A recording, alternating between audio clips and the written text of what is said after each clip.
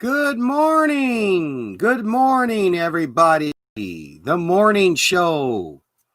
Welcome, welcome. This is the morning show, August 11th, 2020. How about that? Summer's kind of.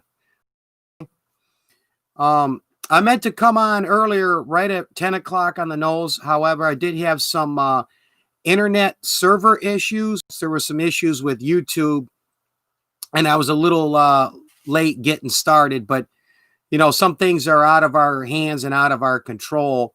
I can't help it much if YouTube has some issues with their website or if it's just my internet connection. So anyway, I had to restart my computer and I had to get this live going a couple of times before I was able to get patched in here. But I'm here. We're going to go ahead with the morning show, most definitely. I want to give a big thanks to my coworker, Bill, in Detroit, Michigan. He's not a YouTube creator, but he watches all my videos and gives me some likes. And he was telling me about some of my videos and my lives he enjoyed. So I told him I'd give him a special little quick shout out. So Bill in Detroit, if you're watching, shout out to you, man. Thanks for the support. And thank you to all my subscribers from the Philippines to Jamaica to my country of America here, man. You guys are all awesome. You rock. What's on tap? I have it in my description box, and I'll go over it here for the show this morning. Interesting news story here. Amazon is going to the shopping malls. I got a news story about Amazon is working out a deal to purchase a lot of these failing stores in the shopping malls, and they're going to use them as like local distribution hubs. And the plans are in the works. And especially with this virus outbreak, a lot of these small businesses have folded. So these shopping mall owners are looking at different ways to, rent out their space in their malls and pay the bills and keep things afloat. So I'm going to get into that news story. Real interesting. But Amazon is looking at going at a number of shopping malls and putting in their distribution hubs there. And there's some positives that are going to come out of this and some negatives, and I'll get into that in the story. There's a new record in Phoenix, Arizona, a heat record. Wow. I mean, I'm glad I'm not in Phoenix this summer. It is just unbelievable. Oh, hi, PB the Cool. I was a little late getting started. I'm just going over some of my topics here for the show. Second topic, and I have my description. You're going to want to hear this. In Phoenix, Arizona, a new heat record has been set. I mean, it's something else when I get into this. Next up, protesters. The protesters over in Seattle, Washington, a large group of protesters decided they were going to go march into a subdivision and go to the chief of police's house for Seattle, Washington. However, they met their match. A number of the neighbors came out with their guns and put a halt to this protest. So I'm going to go over this news article and I'm going to give my thoughts and opinions on what I deem is acceptable as far as free speech here in America and protesting, and then where I kind of draw the line.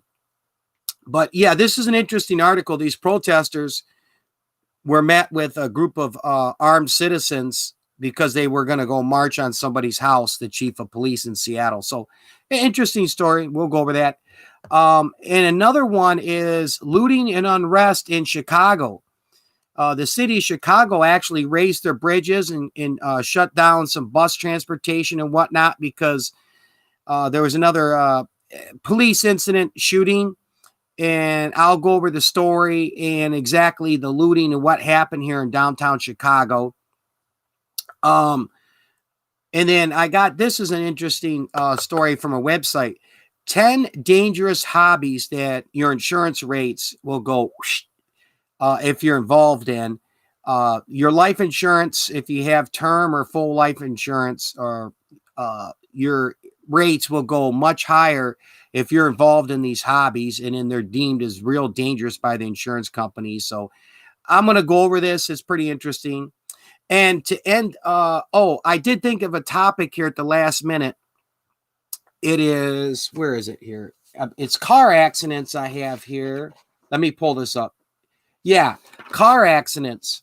Um, I'm working on a video here. I'm going to drop in a couple weeks, and I was doing some filming, and I actually have this film that I'm going to put it in my video. Is uh, I filmed a car that pulled right out in front of an ambulance and really close to having an accident. So as I was thinking of topics along with the news stories last night, I said it would be a great idea.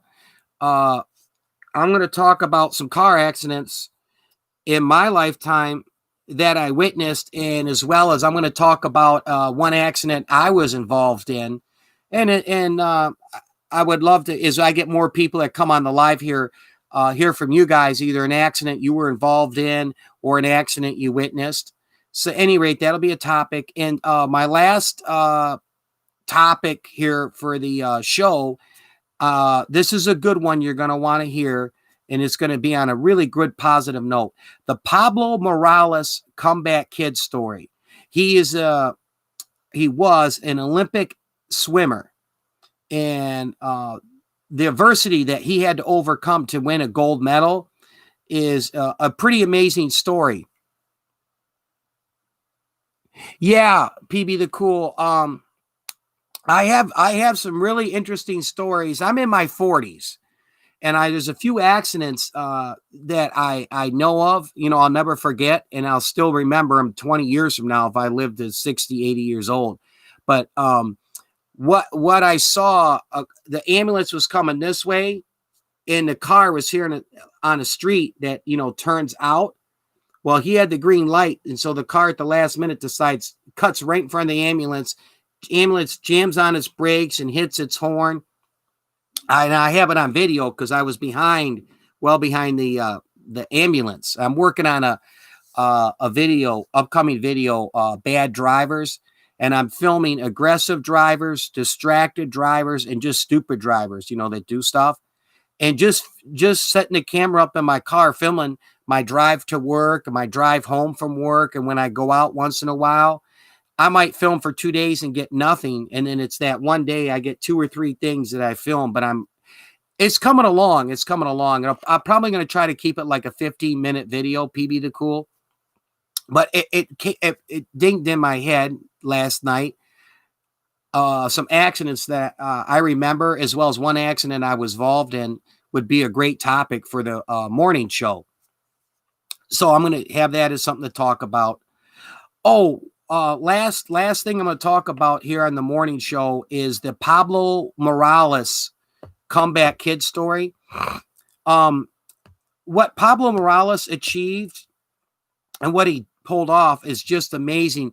What's happened is it's been overshadowed because it was in the 80s and early 90s because of Michael Phelps. And not taking nothing away from Michael Phelps. Overall, he's the best swimmer, period, when it comes to the Olympics and his achievements, Michael Phelps. But what can be learned from Pablo Morales as far as a life lesson and what he achieved in overcoming some adversity is one of those like top 10 Olympic stories. So it's going to be a really good positive note to end the show on. And it's going to be cool, as well as we'll have some general conversation, after we're done with the topics and talking about things, just kind of freestyle. What was it? Oh, how should I forget? As we get more people that come in, we will be networking. Nah, I don't care. Oh, not for Michael Phelps. Yeah. Michael Phelps, and I used to be a swimmer in high school, PB the Cool. As far as what he did as an Olympic athlete in the sport of swimming, Michael Phelps is truly amazing. That Michael Phelps medaled in so many different events, and it's very seldom a swimmer can be at that level in the Olympics in the butterfly, the backstroke, and the freestyle. I beg, if I don't mean to be rude, PB the Cool, but we always don't agree. Michael Phelps in swimming is the best, hands down. And I would just put it this way: if you look at the Olympics he was in, and in the medal count, and not only how many medals he won, but all the different events. The only swimming event I think Michael Phelps didn't compete in, he wasn't on that level, was the breaststroke. But what gets hurt with Michael Phelps is what he's done in his personal life. From he's gotten in trouble for drinking and driving, smoking marijuana where it was illegal, and some other things that is hurt Michael Phelps's character.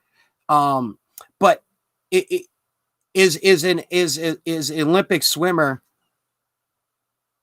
Oh yeah, PB the Cool. That's one of those things that I'm going to break off this real quick, PB, and me and you were on the same page with this. Whether it's politics or any type of subject, me and you are right on the same page that we don't take things personally. I know in life, and a lot of people don't realize this. Yep. Thanks, PB. Me and you realize this, PB Cool. We're gonna have difference in opinions, whether it's politics, sports, entertainment, anything like that. But where like me and PB the Cool come from is the aspect, yes, PB, we don't take things personally. We don't get upset and mad if we don't agree with somebody. Like for example, PB, I come on once in a while, the Ange TV show, and Ange is giving opinions, whether it's political or social issues and that. And I've disagreed with Ange on things, but overall, Ange is a terrific guy. He's a good friend of mine on YouTube. So I never take things personally, but that's one of the reasons, not my main reason, I tend to stay away from the politics and religion, because people really, really get hot and mad, and they take it personal, and they really get pissed off when you don't agree with them on something. And that's not the way to be, I always, when I have an opinion too, I always try to go off of facts, statistics, good common logic. Unfortunately, a lot of people do go off of feelings and emotions, which feelings and emotions is something that you shouldn't have when it comes to disagreeing on an opinion. But in general, what I'm getting at is the thing to be in life is just know and recognize, hey, we're all going to have some differences in opinions, and it never means that I'm right, you're wrong, vice versa. We just differ, but yeah, it's kind of similar, PB, to like Michael Jackson. Michael Jackson is one of the best, if not the best, singers, and one of the best people ever for the music industry in general. What he's done with his dancing choreography, his videos from the 80s to some of his marquee hit songs. He's had one of the best songs ever with Billie Jean. But Michael Jackson in real life was a terrible person, and what he did in real life outside the entertainment and music industry. A lot of people don't like what I'm saying about Michael Jackson, PB, because they can't get away from that emotion and the feeling and respecting him so much as a musical artist. Not going too far off, but where I come from is there's a definite problem when you were throwing parties at your house for young boys and no girls were there. And then you're in a bedroom with like 15 young boys. And years later, there's been several allegations from several different people about stuff that you did. And, he got off one of the first times by paying $1 million settlements to these parents. So I deemed what Michael Jackson did in his personal life is a very bad person and poor character. But I do respect Michael Jackson in the aspect is one of the best musical artists and entertainers there ever was and there ever will be. Any rate, let's get to the topics here. We got some interesting stuff, some fun stuff to talk about. Thank you for coming, PB, and I got a couple other people in here. Oh, first up, this is from the Wall Street Journal. I saw this the other day. The Wall Street Journal. Amazon and mall operators look at turning Sears and JCPenney stores into fulfillment centers. Now, a fulfillment center is for Amazon. It's not. They're going to take a space in the shopping mall, what they plan to do, and it's not for retail sales. It's for local distribution. So when a lot of stuff leaves their big warehouses, they'll have these local distribution centers in the malls, and it'll be more effective for shipping and distributing in major urban cities. But here, let me show you the news article. I'll back it up so you can see it in the webcam. But This is like a Sears here at a shopping mall. And then I got everything highlighted. I'll read here this deal that Amazon's going to cut. But I understand. I'll read this article and you'll understand more about it here. Okay, here we go. Hookup between Simon Property Group. Simon Property Group is a big holding group that owns a lot of shopping malls. Amazon would show how retail and logistics are converging more rapidly. Simon Malls have 11 Sears and 63 JCPenney stores, according to public filings. Okay, here we go.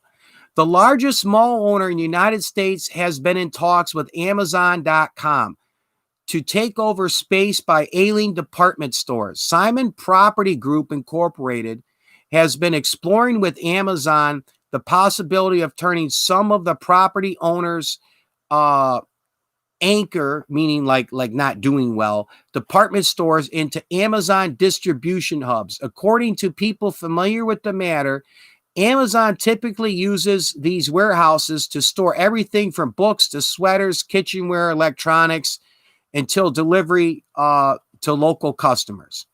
The talks have focused on converting stores formerly currently occupied by JCPenney Incorporated and Sears Holding Corporation, the Simon Property Group said. The department store chains have both filed Chapter 11 bankruptcy protection as part of their plans, have been closing dozens of stores across the country. It wasn't clear how many stores are under consideration for Amazon, and it's possible that the two sides could fail to reach an agreement. So it's not official yet. But here's an important note with that. Chapter 11 bankruptcy. So the Simon Group, who owns all these malls, the biggest property group mall owner in the United States, is, they make money by renting out their lease space in their malls. However, you got JCPenney and Sears both filing big Chapter 11 bankruptcy. So this mall group has to look, okay, who do I rent my space out to? What's next? So that's what's really pushing this Simon Mall Group to get with Amazon and reach a deal. Now, let me get into a little bit more here on the news article. For Amazon, a deal with Simon would be consistent with the efforts to add more distribution hubs near residential areas to speed up the crucial last mile of delivery. But for Simon, the deal to surrender prime space to Amazon would signal a break from the longtime business model for malls. Reliance on large department stores to draw foot traffic to neighboring shops and restaurants. This is a really big drawback. Oh, thank you, Rush Comedy. And Nika, Nika, nice. Thank you for coming. I'm talking about a news story here from Wall Street Journal real quick. Oh, good morning, Richie, Life Go. Good morning. Real quick, guys, and I'll get right back to PB. I'm talking about a news story here. Let me get this in the webcam from the Wall Street Journal. Amazon Corporation is in big talks with the Simon Mall Group, and Amazon's going to be moving into the malls, but they're not putting stores for the public. It's going to be local distribution hubs because a lot of the JCPenney and Sears Holding Company or the Sears Corporation, they're going in Chapter 11 bankruptcy. So this is something new that's going to be coming. Anyway, okay. Their big box spaces are typically more than 100,000 square feet and often span more than one level. Similar mall tenants have counted on the traffic from department stores to spill over into the neighboring retailers. So basically, one of the drawbacks of this deal with Amazon taking over empty shopping mall space to use as a local distribution hub, these smaller businesses like a food court, shoe store, and so forth, they depend on a lot of the traffic that leaves Sears and JCPenney's and walking through the mall to the places. Well, guess what? That's going to be pretty much gone. You're only going to have a small group of Amazon employees. So it's going to be tough for these smaller businesses to to stay afloat, they're not going to have as many people coming through if the space doesn't go to a retailer that attracts the public. Because I mean, what's the public going to come out and look at an Amazon distribution place? Oh, thank you for the yes, thank you, Richie. Thank you, everybody. And if you don't know anybody in here, we are networking. Go ahead, do genuine connections with each other. Check out each other's channels, subscribe. All right, back to the story here. I'm almost finished, and I'll give you my thoughts on this. Amazon fulfillment centers would draw much additional foot traffic to the mall, though some employees could eat and shop at the mall. Okay, so yes. Oh, thank you. Thank you, Richie. So basically what it's saying is, yeah, these local businesses in the mall, they will get some traffic regularly from the Amazon employees. They'll have a lot of Amazon people there, but it's not going to be anywhere near as the traffic they would get if they had the Sears and the Pennies. However, J.C. Penney's and Sears, they're filing bankruptcy, so some decisions have to be made here, and that's what's happening with this Simon Holdings, Simon's Property Group, I should say. Okay, Simon, the property group that owns the most malls in America, would likely rent the space at a considerable discount to which it could charge another retailer. Warehouse rents are typically less than $10 a square foot, while restaurants can be much more money than that. Depending on where the lease was signed in their locations, department store rents can be as low as $4 a square foot and as high as $19 a square foot. So basically, when this deal gets signed with Amazon and the Simon Property Group, which owns the most shopping malls here in America, let me get the glare out of the light. This is Wall Street Journal article here. Amazon and mall operators look at turning Sears and J.C. Penney stores into fulfillment centers. That's local distribution centers. So with that being said, is Amazon is going to come in. Let me get my drink here. Wet the whistle. So Amazon will come in with the Simon's Property Group with these shopping malls, and they're basically going to get this space that where Pennies and Sears are leaving, and because of bankruptcy, for pennies on the dollar. And it's going to help them out with local distribution. Although here's some of the negatives with this, all right? One, it's really going to impact the smaller stores that are still in the shopping malls in a very bad way. And a lot of them will probably end up having to go out of business because it's not going to bring in as much people from the public. Two, Amazon has a very bad rap, similar to Walmart, of getting the cheapest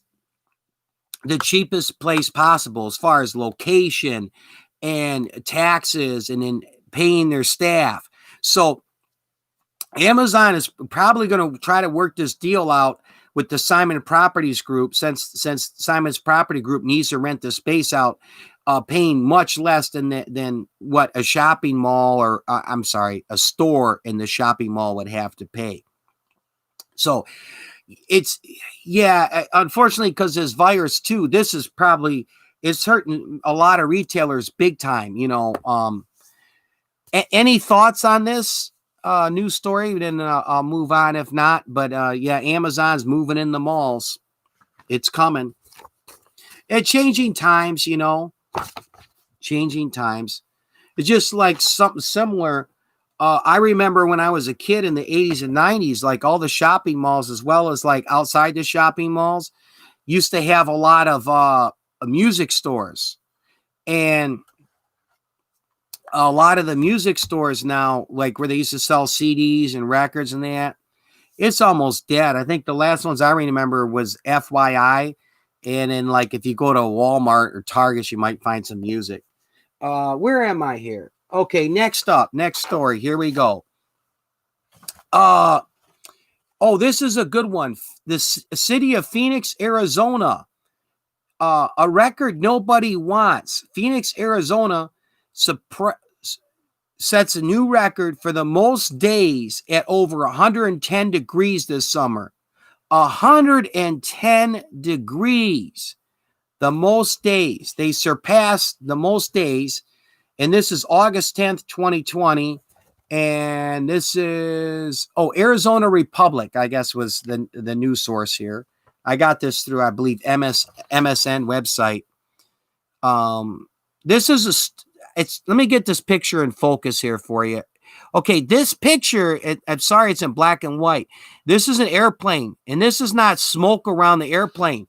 That is actual heat coming off the tarmac.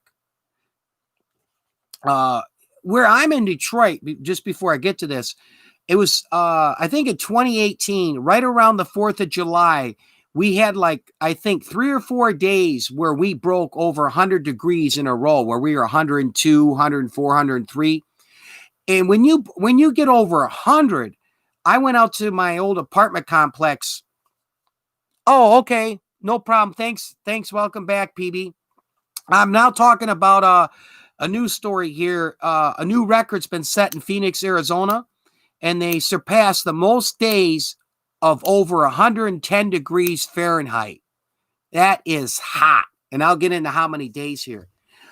Any rate, PB, I was telling us a quick story here. In 2018, right around the 4th of July, I live just outside Detroit, Michigan. So I'm in one of the northern states. We had, in 2018, it was 3 or 4 days where we went over 100 degrees Fahrenheit.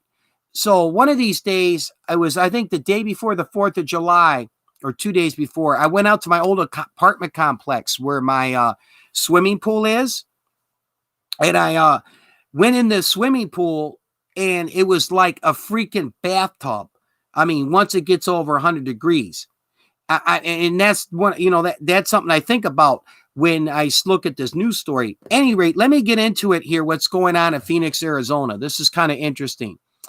The city Sunday afternoon broke its heat record. Now, this is from August 10th, just the other day, this news story. The city Sunday afternoon broke its heat record for having the most 110-degree days in a year. The National Weather Service officials in Phoenix confirmed in a tweet. For 34 days, that's over a month, for 34 days this year, Phoenix met or exceeded 110 degrees Fahrenheit, the most in a year since the city's previous record of 33 days set in 2011. And one more thing on this. A lot of people are going outside, taking walks, and the article says, I really encourage people to do this as early in the morning as possible or as late as in the evening as they can, and make sure to carry plenty of water with you, this article. And I'll bring the picture up one more time here, and I'll bring it in focus. I'm sorry I didn't print it up in the color printer. I was at work with this. But this is the airplane right here, okay, a full-size commercial airplane liner. And it looks like it's on fire and smoke. This is all heat rising from that tarmac, the blacktop, because it's well over 110 freaking degrees. My gosh, I'd hate to see 34 days in a row over 110. Yeah, it is interesting. I mean, it does bring up a kind of a debate, and there's some things I agree with it, not, but as far as the global warming / climate change, there's two sides to that, yeah, it is unbelievable. Yeah, in Phoenix, I mean, I'm glad I'm not out there. Oh my gosh. Like I said, just 2 years ago, I can remember here in Detroit, Michigan, when we had 3 days in a row where I was at like 102, 103 degrees Fahrenheit, and just how freaking hot it was, let alone over a month at 110 degrees. Wow. Let me get a sip here. I'll move on to my next topic.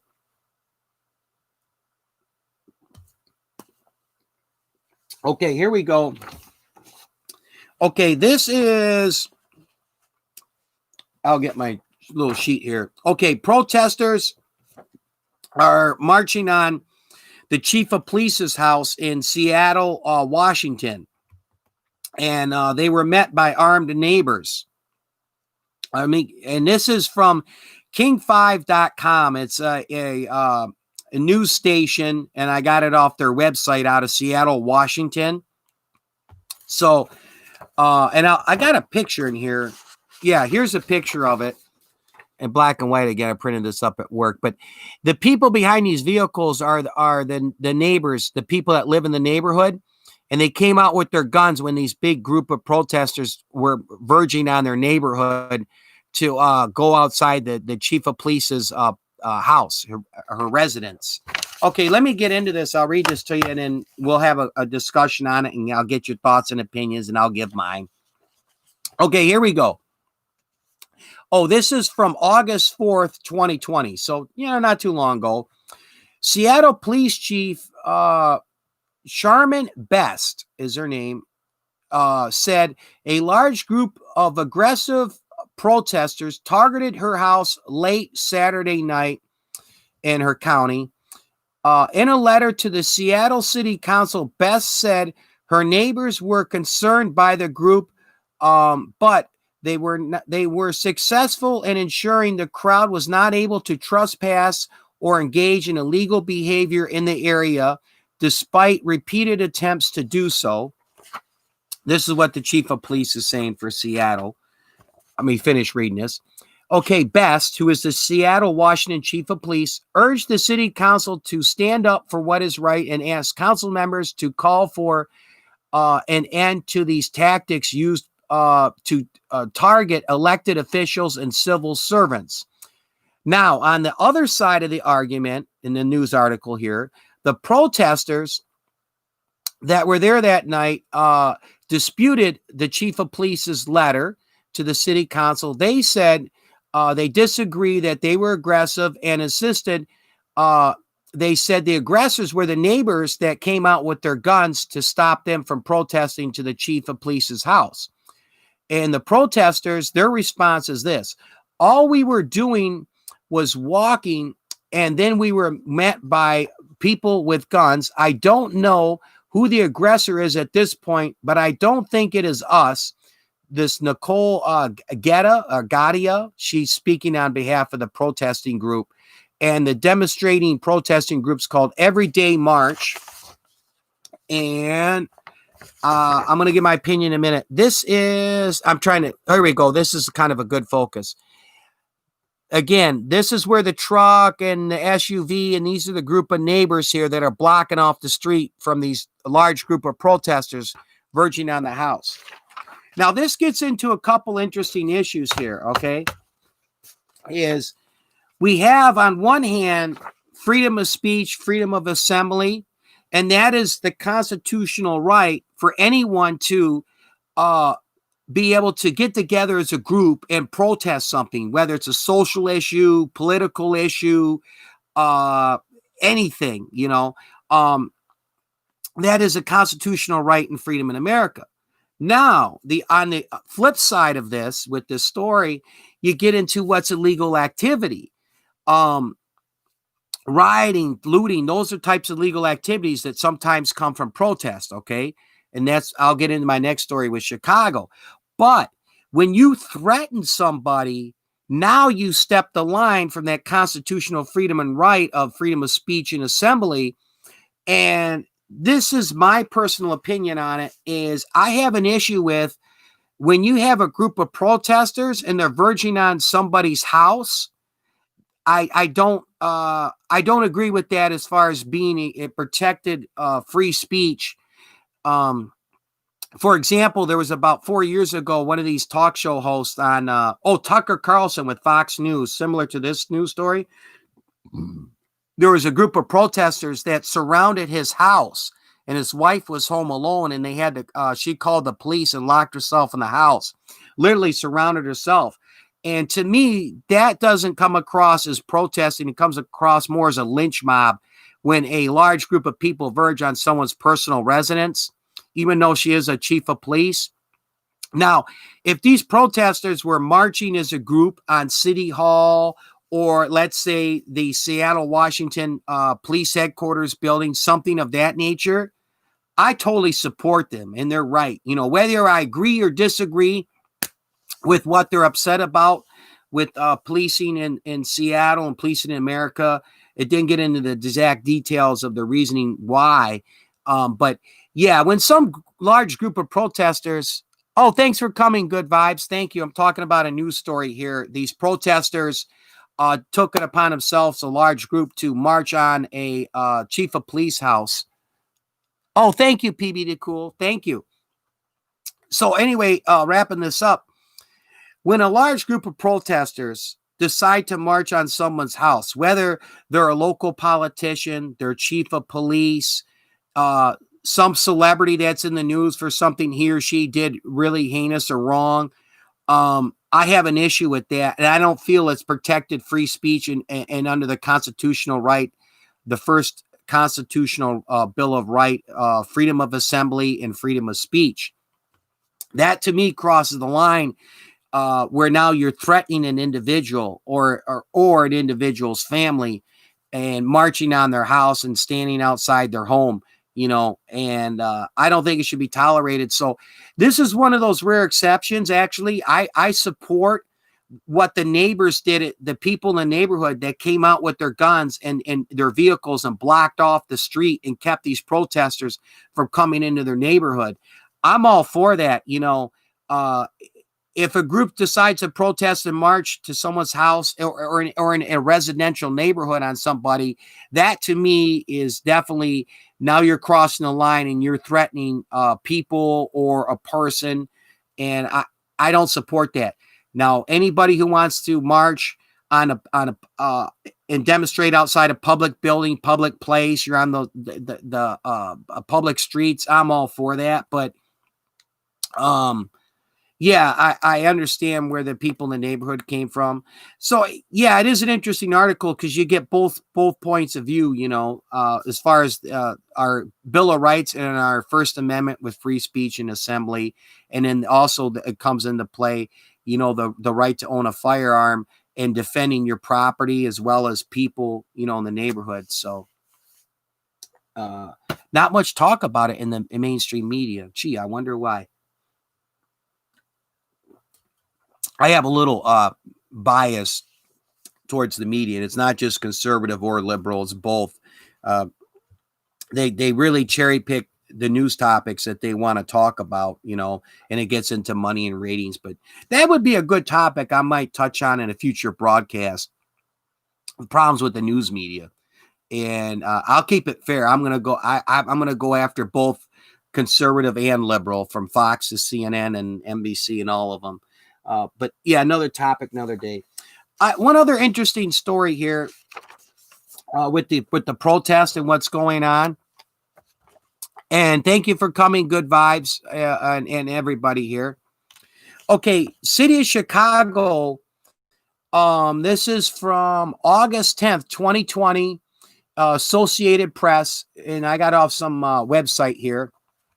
Okay, City of Chicago raises bridges after unrest and looting batters downtown. Now, I'll read the story, what happened in Chicago and why things got so bad with the looting and the protesting. They actually raised bridges and cut off the public transportation for a short period of time. Some train and bus services. This happened just a couple days ago, which happened in Chicago. And where am I here? Okay, I'll start here again. Chicago officials. Oh, hello, my friend. How are you? I am terrific. ANG Vlogs. Just going over a news story here. City of Chicago raises bridges after unrest and looting batters downtown. This is from a couple days ago in the Associated Press. Okay, I'm going to go through this real quick. City of Chicago officials raised bridges and suspended some train and bus services Monday morning after, this is just the other day, after unrest and looting caused widespread damage in the city's downtown overnight. Videos that were circulating on social media captured the early morning scene of hundreds of people in the streets, dozens of police officers, looting and confrontations with police. There was also an exchange of gunfire with the police in downtown Chicago, according to police spokesman Tom Arhin. Anyway, He said on Twitter early Monday that there were shots fired at police. Then the police returned fire, and no other officers were injured. He said it was unknown at this time if defenders were shot. Okay. In some of the videos, people can be seen entering various businesses, and local TV stations showed up at storefronts that were being vandalized, showing it on TV. Windows were smashed, sidewalks littered with boxes. Oh, okay, good vibes. Thanks. So let me finish reading this and then I'll give you my thoughts here. The Chicago Transit Authority said Monday morning that at least half of a dozen bus and train lines were shut down at the request of public safety officials. Now, here's the cause of this. The looting came several hours after officers exchanged gunfire with a person Sunday afternoon in a shooting that drew protests. So there was an police officer involved shooting, which sparked this protest. On Sunday, this is the day before, as the protests were Monday. On Sunday, officers were called at about 2:30 p.m. to investigate reports of a man with a gun, the department said. Officers confronted the person in the alley. He fled, then opened fire on the police officers. Officers then discharged their firearms. They fired back, basically, striking the offender, the statement said. Adding that the condition of the person taken to the University of Chicago hospital was not known at this time. 3 officers were taken to the hospital for observation, it said. The department has opened up an investigation into the shooting. So right now, they protested over a police officer shooting on a person. But from what information we have at this point, this individual had a gun, and let me see. He not only pointed it at the cops, but I believe he fired. Yeah, he fired shots out of a gun at the police officer. So the police officers in return shot the guy. And this sparked a protest, this incident on Monday in downtown Chicago. Now, what I have a problem with here is in the city of Chicago, okay, they shut down the busing transportation Monday and put the bridges up to contain the looting and the protesting. Now, whether you agree or disagree with this officer-involved shooting, and we're still getting information on it here in Chicago, but protesting is one thing and going out marching. But now, when you step over that line and you start looting stores or setting fires and stuff of that nature, I'm sorry, you've lost me, whatever your cause may be. Now, whether the police were justified in shooting this man and did he actually shoot shots at the cops, because that's one side of the story that's coming from the city of Chicago Police Department. And we'll get more information on this. So we'll see, was it a justified shooting or not? I have no problem, and I don't like this, but if somebody points a gun at a police officer and especially fires on him, hey, if that individual gets shot and killed, too bad, so sad. You should have never pointed a gun at the police officer. If that's the case, okay, so I always try to keep in mind there's 2 sides to the story, or as some say, 3 sides to the story. His side, her side, and the truth. So right now we got the police department side of the story. We'll get to the truth and what the other side of the story is with this officer-involved shooting in Chicago that sparked a protest. Oh, thank you. Thank you. Yes. Hi, one-time savage, Robert Christie. Yep, talking about this incident in Chicago here just Monday. Yeah, it is sad. But I don't matter how justified something may be. When people start looting businesses and stores and engage in vandalism as well as anarchy, meaning like setting fires and doing stuff of that nature, it's not justified. I don't care. You can go back to the 1992 LA riots with the verdict over Rodney King, which I totally understand why people were upset in the minority community big time over this. But I still don't agree with what happened as well as with recent events and other riots. But when people start engaging looting and going in the stores, all that is people know they have an opportunity because the law enforcement can't act at that point in time to go in and steal, and that to me is kind of like two wrongs, don't make a right. And really, what these businesses that are being looted or set afire have nothing to do with this. So, yeah, I have a big problem with that. I see the chat here, and let me get a thumbs up for you guys. Any thoughts or anything you want to say about this incident in Chicago? What's going on here? I know I saw your comment, PB the Cool. Yeah. I hate how they set this thumbs up emoji. They put this thing like right in the middle, and I either go past it, or I go back up and go too far. Where are we here? Oh, here we go. Yep.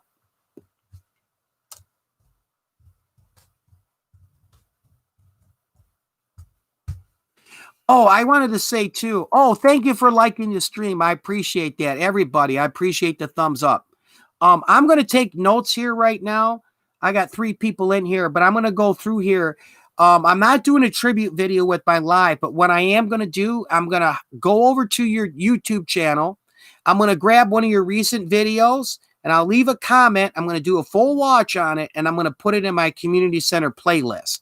So that's what I'm doing today here real quick before I move on to the next topic. PB the Cool, most definitely. Thank you so much, man. You are an awesome supporter. You're always supporting what I do. And One Time Savage, yep, thank you for coming. I'm writing down your channel names here because I'm going to be coming over a little later, and I'm going to grab one of your videos, do a full watch on it, and put it in my community center playlist, help get you a little exposure.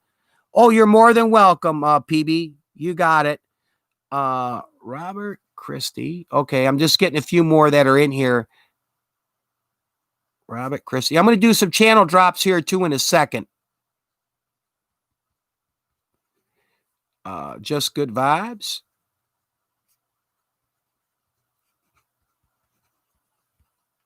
Oh, ANG. Okay, one more here. ANG Vlogs. All right. Okay. Let me do a couple channel drops here before we move on to our next topic, because all my broadcasts are one of the main themes is networking. So I don't have too many people on right now, but still I'm going to do some channel drops. So when people come in here, they can hit up your channel and network with each other, help build each other up.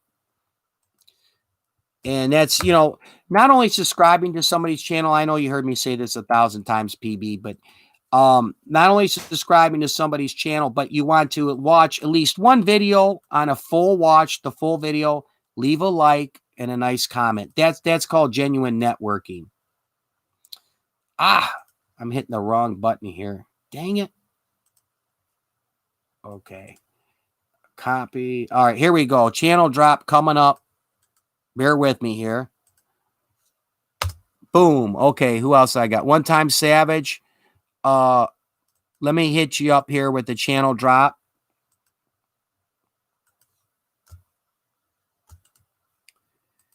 Paste. Okay. One Time Savage. Let me get you in here. Copy. All right. Coming up, One Time Savage. Here we go. So I got two channels in here right now. One Time Savage and PB the Cool. If you're not subscribed to their channel, please, let's get some genuine networking go. It's about helping each other out. Go click on their channel links here. Subscribe to their channel. And do one full watch on one of their videos. And drop a like and a nice, genuine comment, And believe me, they'll return the favor to you. We're genuine YouTubers and we're doing some networking here.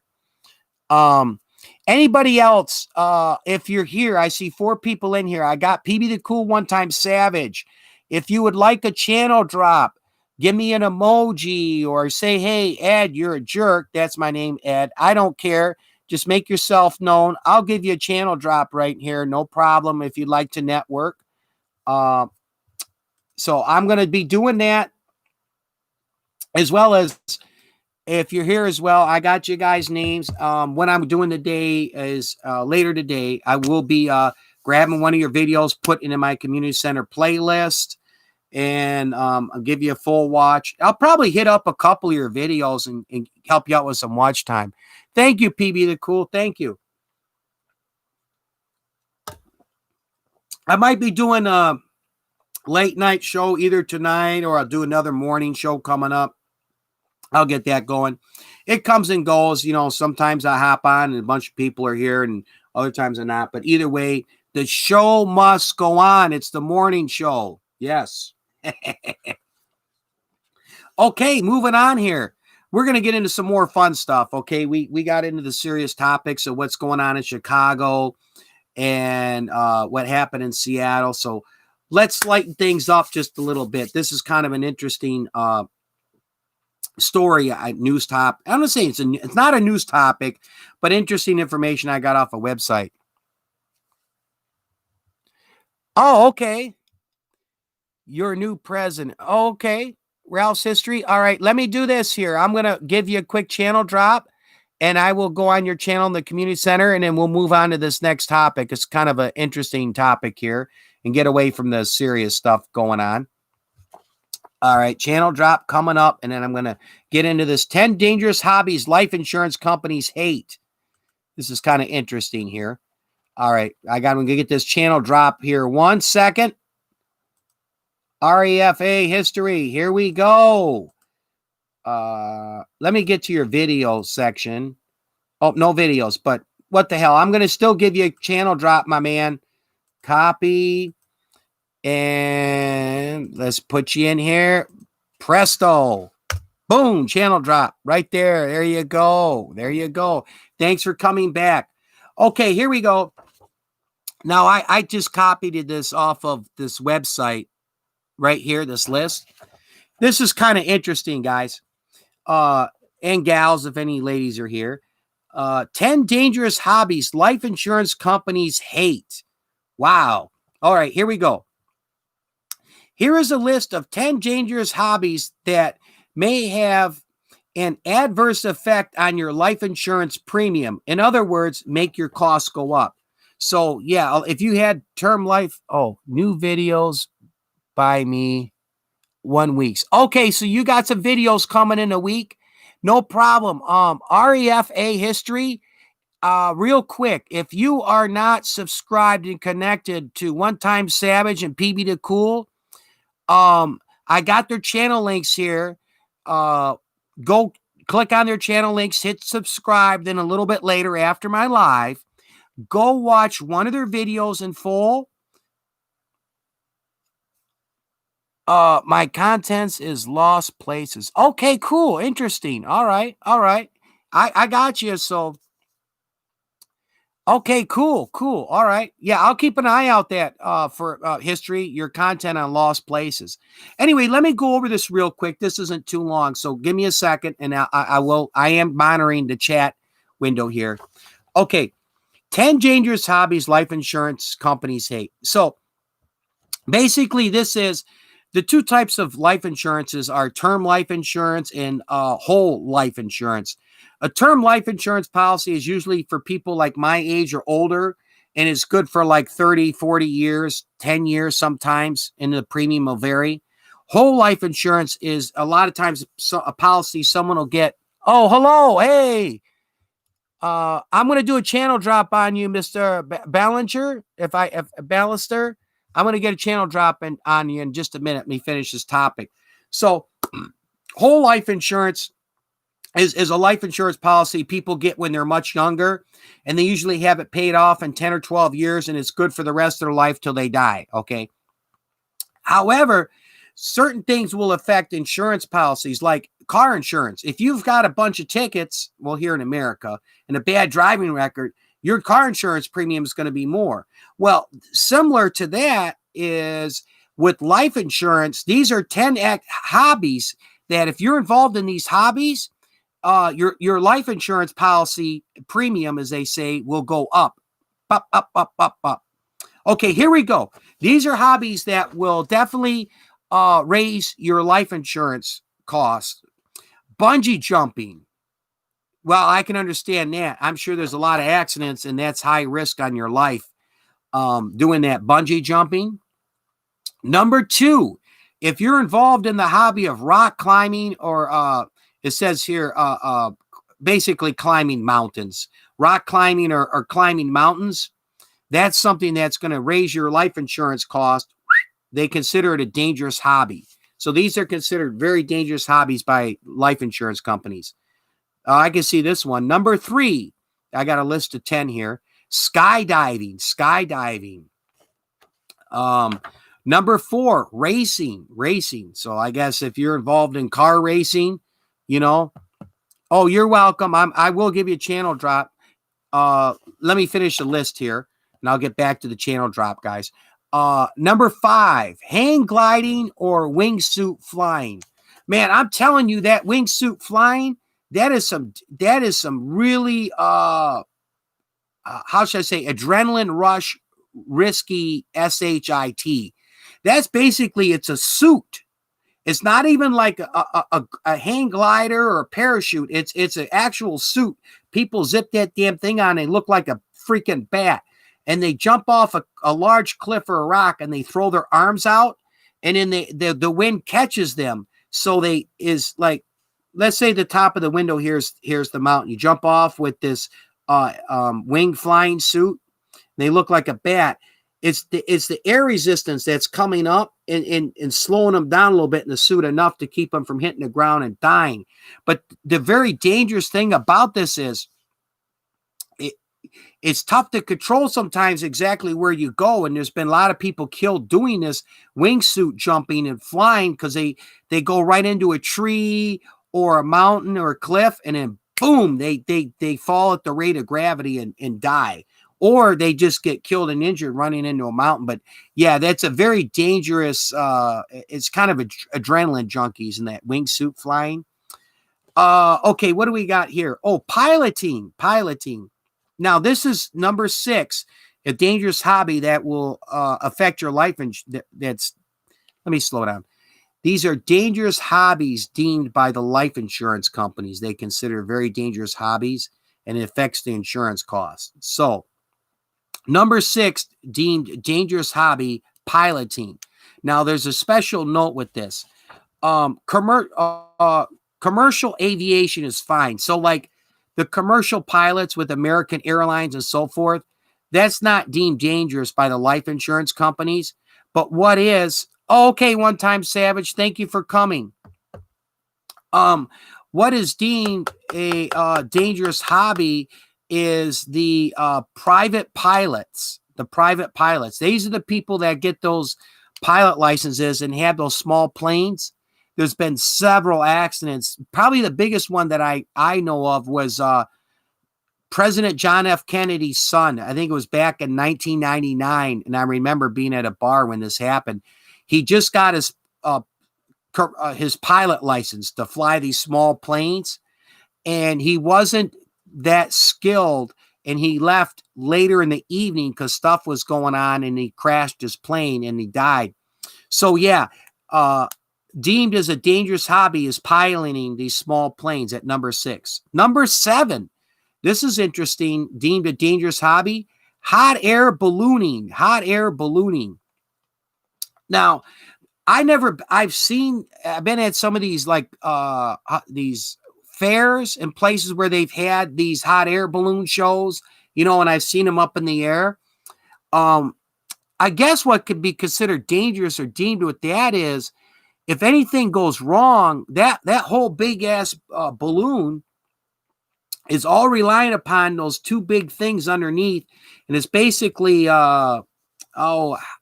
it's a gas, and it burns a flame. So that whole balloon inside is up in the air because it's filled with that hot air, and that principle brings that thing up. And you got to have somebody who's very skilled when it comes to landing those things. There's been several accidents where they've run into power lines, as well as those things have crashed if a hole gets in that balloon, or if you're way the hell up in the air and those tanks give way. sometimes you might not be able to just coast and cruise into the ground and have a safe landing with that hot air balloon. So that is deemed a very dangerous hobby by the life insurance companies at number 7, the hot air ballooning. Number 8, um, snowboarding and HELI skiing, heli skiing. But this is crazy. I don't know. You might see. I'm sure YouTube has some of this, but it's a type of snow skiing where people get out of helicopters, and they're dropped at a top of a mountain, way, way up high in a mountain, and they go downhill skiing. And it's not an actual downhill skiing resort or place, where it's been safely designated.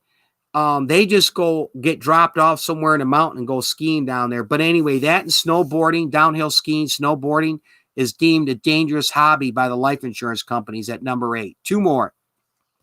9, big wave surfing. Yeah, big wave surfing. A lot of accidents with that, and it's deemed a dangerous hobby by the life insurance companies. Number 10, and this is interesting because it deals actually with my thumbnail picture, scuba diving. Scuba diving. Yeah, I can see that, a lot of accidents, and that's a dangerous hobby. So these are 10 dangerous hobbies that are deemed by the life insurance companies, that the life insurance companies consider dangerous hobbies, and it would affect your life insurance if they found out you did these hobbies. But I found it interesting, the list of the 10 dangerous hobbies deemed by the life insurance companies. My thumbnail picture, by the way, if you see that, some of you might recognize it. That's a worldwide universal flag. That's the diver down flag. That flag is used anywhere in the water, whether it's a lake, ocean, sea, whatever. When a diver goes, they'll put that flag on a buoy and hang that up, and it's a warning. So other boaters don't come within so many feet when they see that diver down flag. But I thought it's a cool looking flag, so I always like to change it up with my thumbnail picture.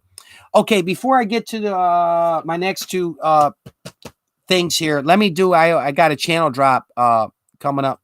Is it Balancer? Anyway, let me get the channel drop going here. Copy. We are networking, so if you see someone in here you don't know, we are networking. Okay, paste. Okay, here we go. I got a channel drop coming up. All right, copy. Let me get this in here. And pow. Okay, here we go. Channel drop. There you go. There you go. Let me I got to put you on a note. I'm also going to do, I got 3 people in here. I will be, what I'm going to do, I'm not doing a tribute video, but I will go to your channel and I'm going to watch one of your current newer videos in full that I haven't seen, or if I have seen it. Anyway, I'm going to grab one of your videos and put it in my community center playlist. And I'm also going to do a little watch time with your channel as well. So give me some time to do that. I'll probably be doing that later today, but I will show my appreciation for you guys coming on my live and sticking and staying by hitting your channel up. And I'm going to put a video in the community center playlist, and I'm going to do a little watch party on your channel. Oh, okay. Yeah. Thank you. Thank you. I appreciate the shout out. And like I say, what I do is when I come on your channel, I will leave a comment, and then it'll actually say, I'm putting this in my community center playlist. I have 2 community center playlists. And now in the community center playlist, this is about others. It's not about me. This is one of my ways of giving back. Okay. Now, one of my videos is in my community center playlist. It's all subscribers and people that come on my lives. I grab their videos and I put it in there. As well as, it's also a good idea too. You can go in my community center playlist, and you see some videos from channels you don't know, go watch it, drop a like and a comment and subscribe. Those are all genuine YouTubers that help build up your channel. But long story short, I'll wrap it up. I'm going to put one of your vids in my community center playlist, and I'm going to do a little watch party on your channel. I will be doing that later today for coming in here and supporting my live. Yeah, definitely. Mr. Ballister, if you're not connected with PB the Cool, subscribe to his channel, and a little later after my live here, watch a couple of his videos in full, drop a like and a comment, and believe me, PB is a genuine YouTuber. He will return the favor. I got two more good things here, guys. Let me get a sip of my Snapple. My Red Bull's out. And I got an interesting topic here I just thought of last night. Car accidents, okay? What made me think and talk about this topic, I'm working on a video right now. I'm probably going to entitle it Bad Drivers, but the past couple weeks, I've been filming, setting up the camera on a tripod in my car, and I've been filming my way to work and my way home from work, as well as when I've been out driving quite a few places. I set the tripod up and the camera in my car, and I film. I got a little Sony Handycam, and cool deal. Yep, check out the vids. Any rate, I have some days I film and there ain't nothing worth saving, that nobody want to watch. But it's usually that after on the third or fourth time of filming, I'll get a couple things, man. It's stuff that happens like this, and I'm like, I got it on film. Awesome. So at any rate, what made me think of this topic, on my way home from work yesterday, I'm behind an ambulance. I think PB heard me say this earlier, and then I'll get into this topic. So anyway, we come up to a red light. So I'm, about 5-10 feet behind this ambulance, waiting at a red light. The light turns green. The minute it turns green, the ambulance starts to go. Well, there's a street that dead ends into the main street I'm on where I'm behind the ambulance. So the cars make the right-hand turn like this. So as the ambulance is coming this way, this black car, Mercury Milan, is like a Ford Fusion, was coming here. So instead of stopping, what it did, not only shot, it wasn't a yellow, it was a red light for this car. So this car turns out right in front of the damn ambulance and almost gets in an accident. So the ambulance slams on its brakes, blowing its horn. And I got it on video, and I'm going to put it in there, but I'm going to be getting a video. It's going to be a little while. I might want to get enough stuff to put in it, but I'm going to be showing examples of actual that I filmed myself, not crap, not being lazy and grabbing crap from other people's YouTube videos. This is stuff I filmed myself, showing distracted drivers, aggressive drivers, as well as I refer to as stupid drivers, people that really do dumb things. And I'm already getting, I think I got 6 or 7 different clips. And any rate, I was thinking about car accidents when this happened yesterday. So as I sat down last night, I went over some different car accidents I remember in my lifetime that are worth talking about. And then once I talk about this, I'd love to hear from you guys if you've been involved in a car accident or you witnessed one that you'll never forget. All right. Without further ado, the first one, I'll never forget this car accident. This happened years ago in the late 80s. I was a little kid, and I was at home, and I lived, this old house where I grew up was a 2-story house. So I had the second floor. And I think this was about like 5 in the morning or 5:30, just before light. And it was early spring, around Mayish, April.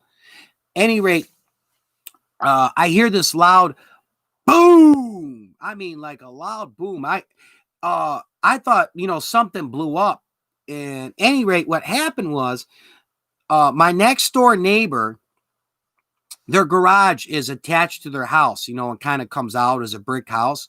Some lady was drinking and also had pills in her system, taking pills and drinking.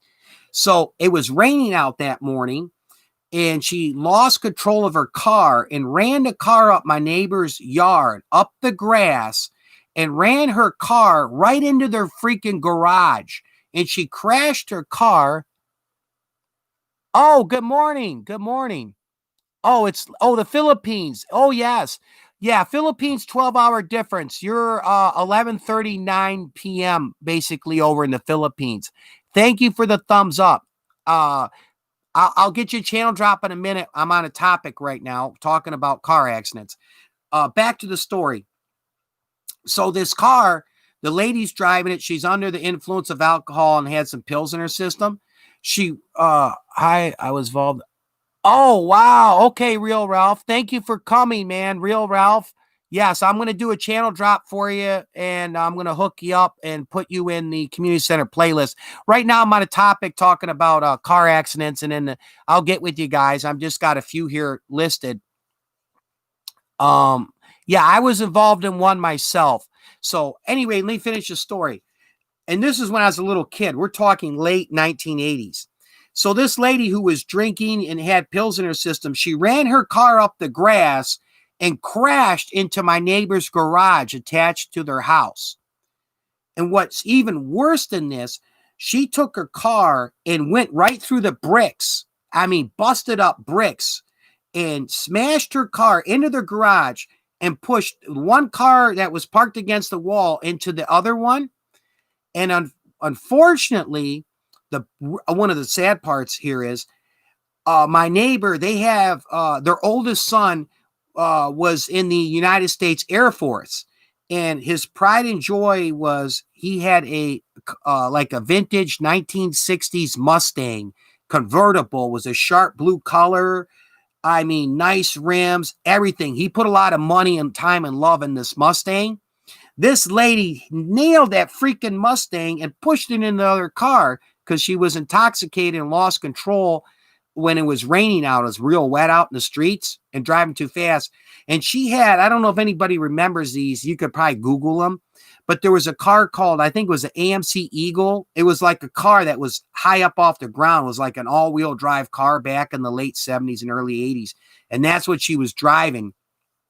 Went over the grass and crashed right into her garage. But again, what played the role in this, the alcohol as well as the having pills and stuff in their system. Give me 1 second. I'm going to hit my light here. I got to change out the battery. I got my little portable light here. When it goes dim, I just put a fresh battery in it. Okay. All right. 1 second. Be right back with you. Okay, here we go. Sorry about that. Okay, I'm back. All right. Let me take a look at the chat here, and before I get to my next accident story. You're a 6-car accident. Even when I was a baby. Oh, you're welcome. You're welcome. You know what?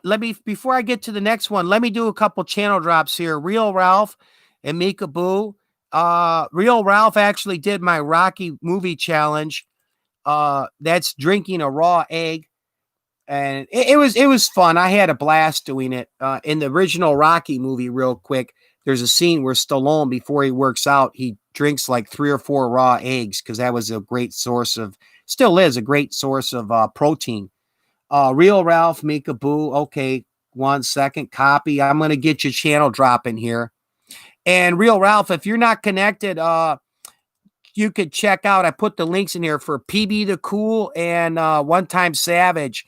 If you want to get some subscribers, help your channel out. We are networking. So, yeah, subscribe to someone's channel and watch at least one video of their channel in full.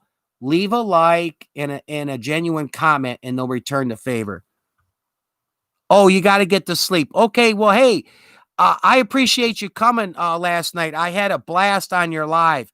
But let me get you a channel drop here, Basil TV. And as well, what I'm doing is, everybody that's in my live, I'm coming to your YouTube channel. I am coming. I'm going to grab one of your videos, and I'm going to put it in my community center playlist. Just a way of me saying thank you. So I'm going to get one of your videos, and it's going in my community center playlist to help get you guys some exposure. Basil TV, okay. Let me put you in here. All right, paste. Is it Bissell or Basil? Anyway, channel drop coming up here. Okay. Another channel drop coming up. Oh, okay. Thanks, Real Ralph. Enter. Okay. Boom. There we go. Okay. I got a few more car accident stories to talk about. And then my next topic to end this on a really, really good note is the Pablo Morales comeback kid story. Olympic athlete, gold medalist. You're going to want to hear this. It's going to be great. Okay. You are more than welcome. You're more than welcome. Yes, I'm all about, just like you're live, genuine networking. When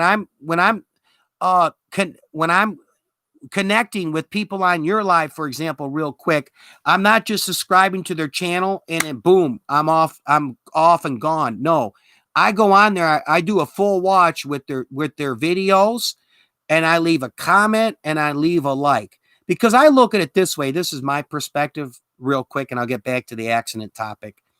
The car accidents is, I like to give to others what I like to receive. It's just simple as that. You know, I see a lot of takers. I said this a few other times. I'll say it again.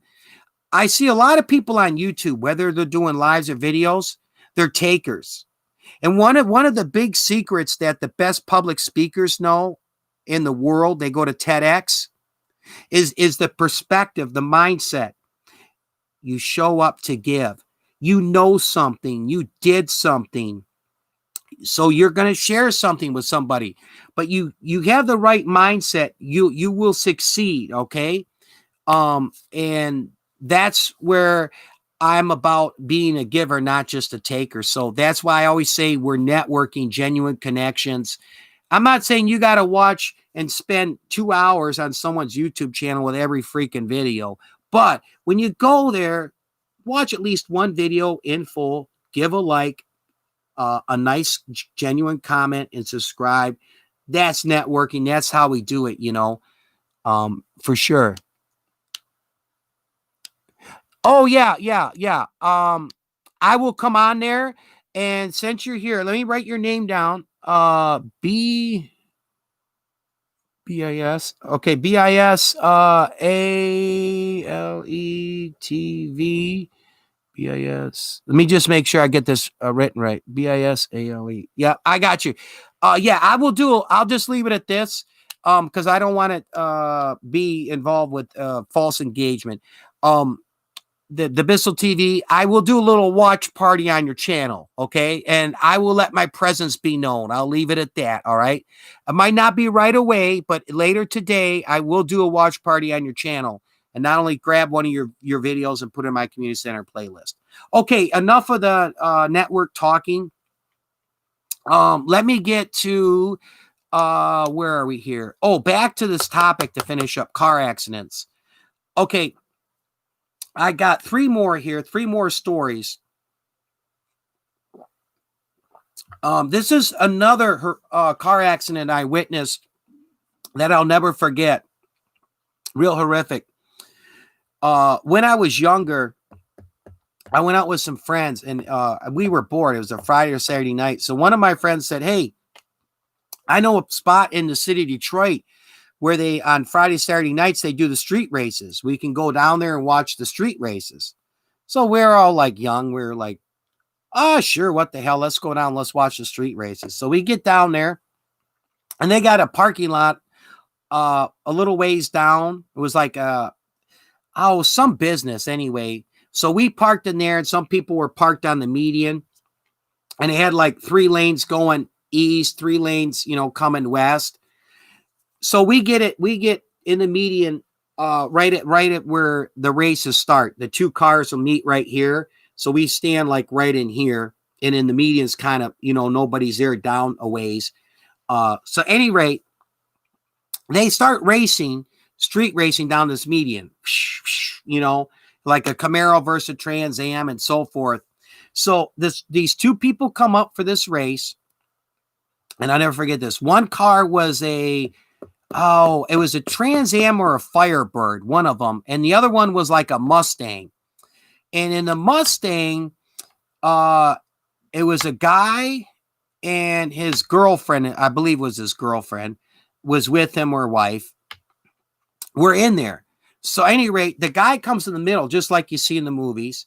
And a lot of times they take a hat, and they drop it. But what he did is, let me go back here. He'd raise his arm up like this, and then they would start their cars, rev their motors a little bit, and he'd do a countdown. He'd say 5, 4, 3, 2, boom, and his arm comes down, and the cars, wham, go down this road. And this was like about, 1 or 2 in the morning.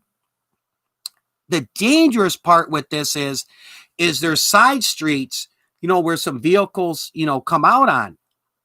So at any rate, okay, so as his arm goes down, there's this Mustang and there's this Firebird or Trans Am, and there's just one guy in that, and there was the couple in the Mustang.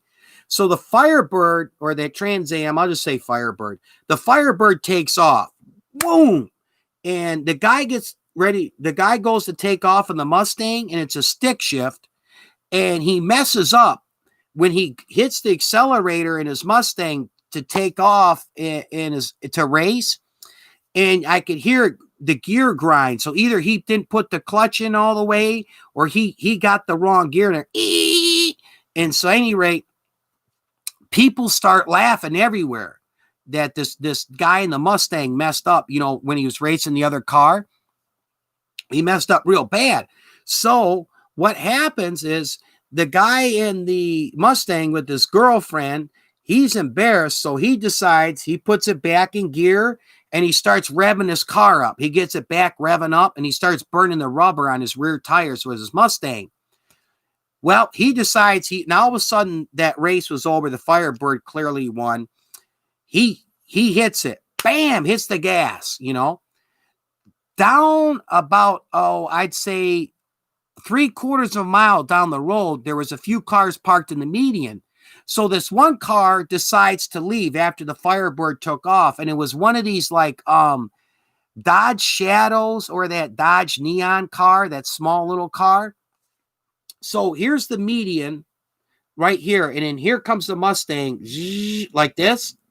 Well, the Dodge Shadow or that Neon's parked up there in the median, which is the grass in between the west and eastbound lanes. This, and my finger's this Dodge Shadow or the Neon. I'll put it this way. Right here, I'll put my fist. So it decides to back out, and go in reverse and leave this way. Well, the person in the Dodge Shadow or Neon thought the race was over. So as that individual's backing out into the street, here comes this Mustang flying. And I'm talking, this guy gets it up to 90 or so. I mean, as soon as he took off, he just had to show that his car had some muscle and could go fast. So he takes that car, wham! What happens is that little Dodge Shadow or Neon backs out. He's doing 90 miles an hour. Boom! Nails it right on the driver's side of that Dodge Shadow with the guy in the shadow. The Mustang, when it hits it close to 90 miles per hour, it does like a 180 and goes this way, across like 2 lanes and up onto the curb here, and the Dodge Shadow gets pushed over and into the median. Everybody gets down there. This was like, I want to say around 1996, I believe, or 97. So at any rate, wrapping up this accident story, we get down there, and the gentleman, I think, was either dead or just out of it in that Dodge Shadow. He got hit, no seatbelt on, and pushed over into the passenger side. And I don't think he was breathing or saying anything. The couple in the Mustang, the driver and the passenger both didn't have their seatbelts on. The lady in the passenger seat, her whole face was just like all red, just like we're bleeding. Her head, boom, bounced off the back. The driver was barely breathing, but luckily his Mustang had an airbag. So the airbag deployed and caught him when he hit like that. So the airbag blew up, and I think that saved his freaking life. And that was a horrific accident. But yeah, a lot of people think it's all fun and games That's just one story I have. I'm sure there's several stories, but that street racing and drag racing is so dangerous. Um, that's why they have special racetracks where you go to do that type of stuff. But, to do that on the street, there's been, several accidents just like that one I witnessed. Another one here to talk about was back to drinking and driving. I'll never forget this. This was around 2008 or 2009. I'm just making a note here for Real Ralph. Real Ralph and Meekaboo. Meekaboo. I'm getting your channels here. I will be hitting them up when I'm done with my live and today. Any rate, finishing up this topic on accidents. There was, this was around 2008, 2009. I was at home watching Sunday night football, and it was the Pittsburgh Steelers and some other team, but I remember it was the Steelers, and they were at Pittsburgh. So I'm watching the game, and I'm down right here in my basement, as a matter of fact. And I believe it was getting into like just before halftime, about like 3 minutes before halftime. And I mean, the house, it shook and vibrated. Oh, hey, Mike 4VP, welcome. Real quick, I'm talking right now on the topic of car accidents. And these are car accidents that I've witnessed. And I'm going to have one more that I was involved in. And then I got the Pablo Morales story next. Thank you for coming. I'm not doing a tribute video, Mike, but what I'm doing is I'm going to come on your channel, grab one of your videos and put it in my community center playlist and do a little, watch party at your place this morning is my appreciation. Okay, back to the topic here, car accidents. Okay, that's where I am. So just before halftime was Sunday Night Football, Pittsburgh Steelers, about 2 or 3 minutes before halftime. I mean, my house shook. It was like just a big vibration. And it was a really nice night out. This was like late September, like the 3rd week or 4th week in September. It was still like nice weather. And I went, what in the world? I thought a bolt of lightning came down and hit like a tree in my front yard, or some neighbor's house had a gas explosion. The shock was that violent. So I rush out of my basement. Boom, I'm upstairs. Any rate, I go outside my front door, and there's a SUV. I believe it was a GMC Trailblazer, if I'm not mistaken. A young kid was in there, and where I am, I'm kind of up on a hill, and as you come onto my street, it curves to the right. So you're going up and then down. Well, across from my house is one of these like 20 foot light poles, like it's a metal aluminum. Well, this young kid was drinking and driving, and he came in too fast, and he hit that light pole dead on. And the light pole fell down, but the way it fell, it flipped his SUV on the side. And in the SUV, boom, it flipped over on his side, and the freaking light pole came down because he was drinking. And when I went down there to check on him to see if he was even alive, I look, and he's laying on the driver's side window, which is on the ground there. And he's like, hey, help me get out of here. Oh, help me, man. Like that. And all around him were Budweiser or Bud Light beer bottles. He had like 2 big cases of beer bottles all laid around him. So I had a couple neighbors come out, and one of them was on the phone calling 911 to get a fire engine and an ambulance out there for him. But one thing I know is I told him, I said, don't move. Help is on the way. We're going to get you out of here shortly. I don't want to pull you out of there, because the thing is, you could make matters worse and cause a spinal injury depending on how he hit and what he hit. Let the fire department come in there that could safely pull him out of there and put him on a backboard, because you don't know the extent of his injury. But again, drinking and driving, he had beer bottles all around him. But he hit this freaking light pole outside my house, and the whole damn thing came over, and it's a 20-foot light pole, bent it into a cement slab. And yeah, it's no joke, man. But I'll never forget that accident. My damn house, it was like a big shake. And I'm like, did a bolt of lightning hit or my neighbor's house explode from some gas? But yeah. Last story. Let me just check in here. Good morning to you too as well, Mike. Thank you for being here, man. I appreciate it. Oh, last one on the topic of accidents. My Ford Fusion I used to have.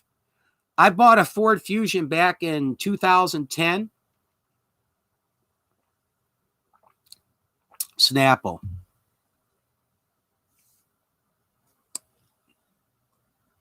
Oh, yeah. Yeah. Yeah, it does. It does, Mike. Mike, real quick, the reason I'm on this topic, Mike, I'm filming a video, bad drivers video, and I have it on film, and I'll be putting it out in the video. There was a car that pulled out in front of an ambulance and nearly caused a freaking accident yesterday, and that popped in me. Certain accidents I'll never forget in my lifetime. This is one that I was involved in back in, I think it was 2014. I bought a Ford Fusion, a 2010 Ford Fusion back in August of 2010. And I got that car paid off about a year earlier than it was a 5-year finance I had on it. So I paid it off in 2014. And I paid that sucker off, I want to say like in March or April ahead of time. So man, I was happy. I'm like, I got a nice little car. I've been taking care of it, this Ford Fusion. And the best part is no car note or car payment, car bill. I call them car notes. We refer to them. Any rate. So what happens? It was, I think, like late or mid-July. I'm on my way to work one night. And on the freeway, they had 3 lanes that merged into 2 because they were doing construction. So everybody, they slow down, and they got several signs miles of like 2 miles ahead of this where the lanes merge to warn everybody, from the lighted signs, the big LED lighted signs they have, as well as, the solid signs, construction, and it shows the arrow, 3 lanes in the 2, not rocket science. So, I merge over to the right. It took 3 lanes into the right, 2 lanes. Well, all of a sudden cars start stopping because it's like everybody drives me nuts. They all have to get in the left-hand lane, and they don't want to wait, and they jam up that left-hand lane to where it ends, getting into those 2 lanes because the left-hand lane's closed with some construction. So the traffic's almost stopping like, I'd say 5 miles an hour and just go, go, go. So everybody's merging in and we're going along. And anyway, I'm in the far right-hand lane, and there's a right shoulder, which is not a lane, and there's the middle lane next to me. Some car, was like one of these older GMC, one of these Geo. It was a Geo. They were big in the 1990s. It was a Prism or a Storm. Any rate, I'm in my Ford Fusion in that far right-hand lane, and I'm sitting there, and we're just kind of like stop and go, stop and go. All of a sudden, man, I get boom. My car gets hit in a violent shake. Now, luckily, I had my seatbelt on, and I had one of my hands on the steering wheel, so I moved my wrist, and I put pressure against the steering wheel to keep me from having my forehead hit, and it jerked me a little bit like that. Some lady hit the back end of my driver's side on my Ford Fusion and bent the rim and pushed that in, and then she skidded along the driver's side of my car and pushed my car slightly to the right, and then she T-boned the car in front of me. And when she did that, then she did a 180, and her car went spinning into the orange barrels. This young lady, had no driver's license. They had no insurance on the car. She was in there with her boyfriend. So, any rate, the state police come out. I call the police, and as well as a couple other people did. And I had my car insurance company had that free towing, like the service package that was included in my insurance. So I got a tow truck to come out. And when it got to the body shop at the dealership, it was roughly estimated over $10,000 in damages, and the car was valued like just over 12. My Ford Fusion. It was a really loaded out Fusion, and I just put new tires on the freaking thing too. But at any rate, so the car was so bad, the insurance company said, "Hey, we're not paying to fix this. We're almost at what the value of the car is worth." So my insurance company just cut me a check, and I had to go out and get another car. And the lady got taken away by the Michigan State Police. They came out on the freeway for the accident for not having a driver's license and no insurance on the car and the accident that she caused. Now, she might have had some other stuff on the record. They don't tell me everything, you know.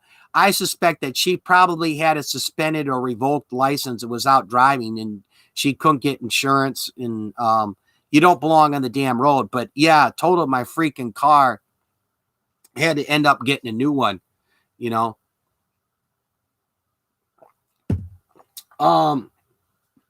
Next up.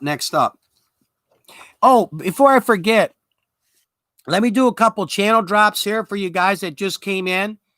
I got Mike 4VP and what was it? Sun Era. Oh, thank you.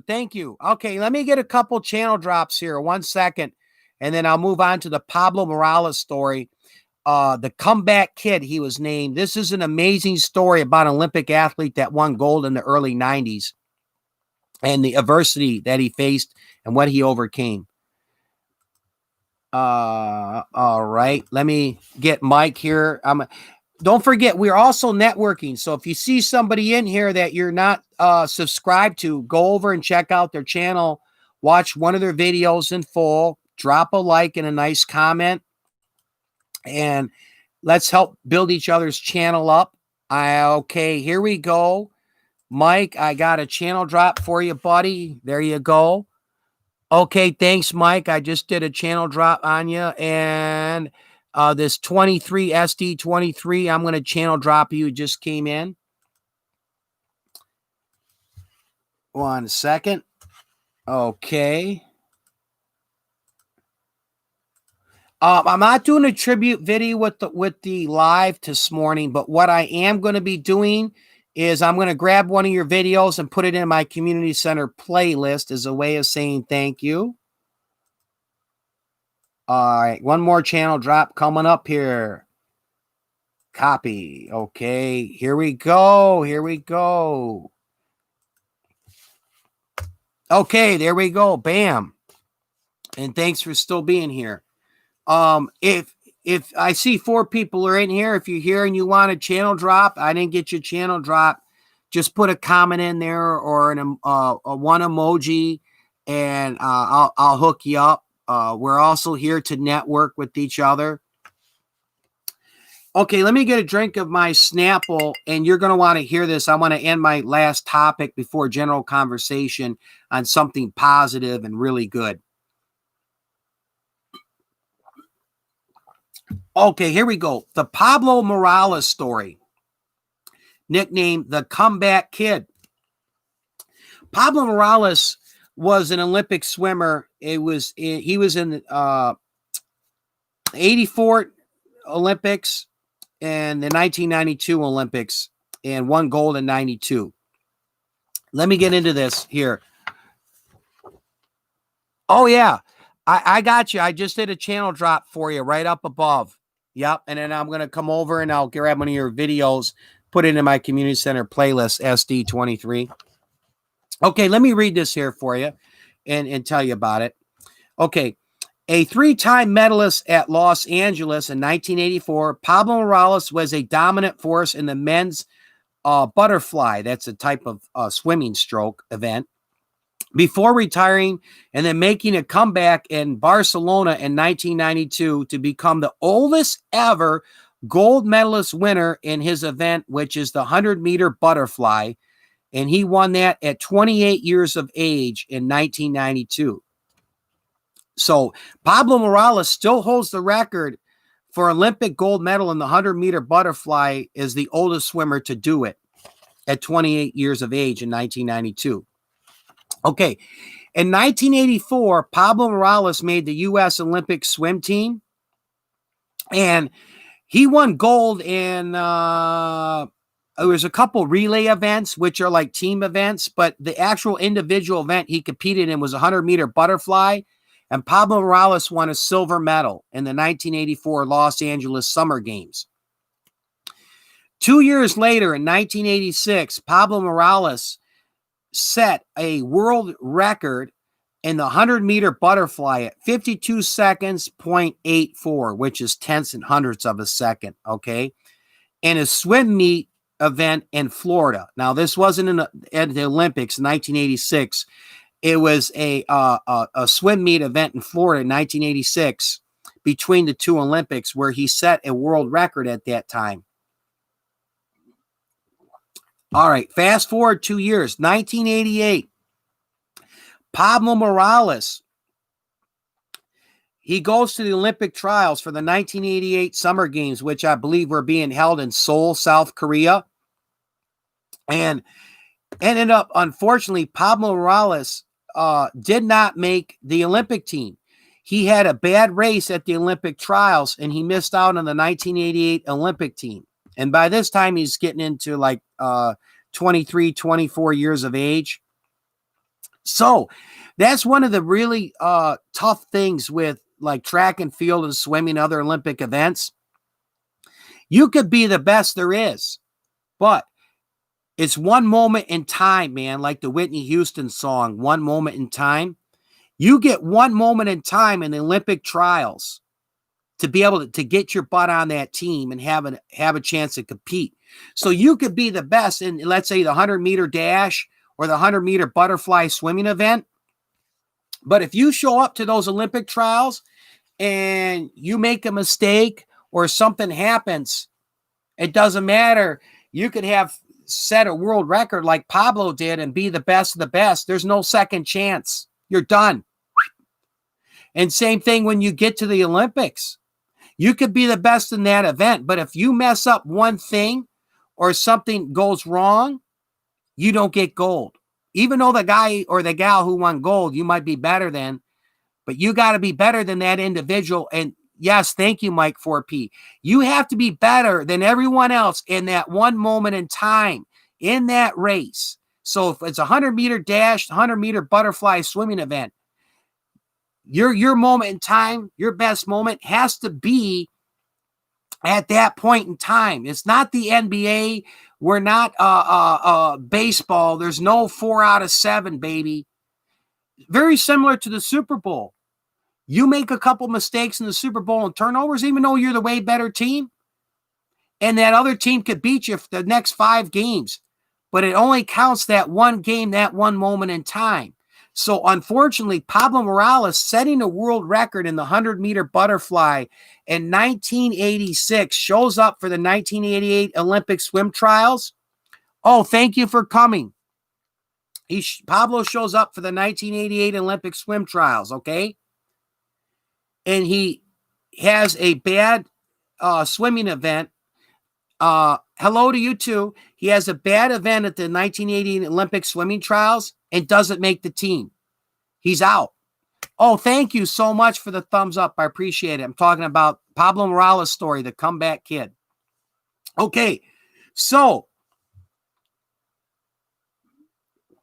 missing out on the 1988 Olympic U.S. swimming team, Pablo Morales decides to make a comeback in 1992, 4 years later, at 28 years of age, which is old when it comes to swimming, just like track, because now he's competing against these 18, 19, 20-year-old guys. So anyway, Pablo trains and trains, okay? And he stays motivated and dedicated. And Pablo gets to the 1992 U.S. Olympic swimming trials, and he comes in first place this time in the 100-meter butterfly, and he makes the Olympic swimming team again. So Pablo goes to the 1992 Olympics in Barcelona, Spain at 28 years of age, one of the oldest swimmer in that particular event. And he wins the gold medal. Okay. So yeah, that's cool, Ed. But let me get into this a little deeper here and what's so amazing what Pablo Morales did. Okay. Let me read this here for you. What was amazing about Pablo Morales was his training and his never give up dedication for the 1992 Olympics. So when he missed out on 1988, most people would throw in the towel because they're saying, I'm getting too old. It's going to be another 4 years. And Pablo decided to give it another shot, but he went at it 100% with his never give up dedication. Okay, one of the things Pablo did, and this is from his former swimming coach who's now passed away, Richard Quick. Pablo would spend 5 minutes to 10 minutes after each swimming practice and just work on his finish. Now, he would do it over and over and over again. And a lot of times the finish doesn't get as practiced and emphasized as much as it should. And what that is in a swimming event, when he did his butterfly, a finish, and other swimming events are like it. I'll demonstrate it here for you. When your hands come in, there's touch pads against the wall. Both your hands, as soon as they hit that touch pad, that's when your race is done and it records your time, the seconds or sometimes minutes, okay? So what Pablo would do after each swimming practice, the dedication he had, and he spent 5 or 10 minutes, lazy type swimmers, when they come in, if they're short of the wall where the touch pad is, they'll just glide into it. Let me get my camera, like boom, they'll glide into that pad and the time goes. But what Pablo practiced again and again, every freaking swim practice he did, the dedication, as he came in, he would practice being short. And what he did, you bring your head down and he reach out further with another kick, boom, because Pablo knew that means tenths and hundredths or a half a second, okay?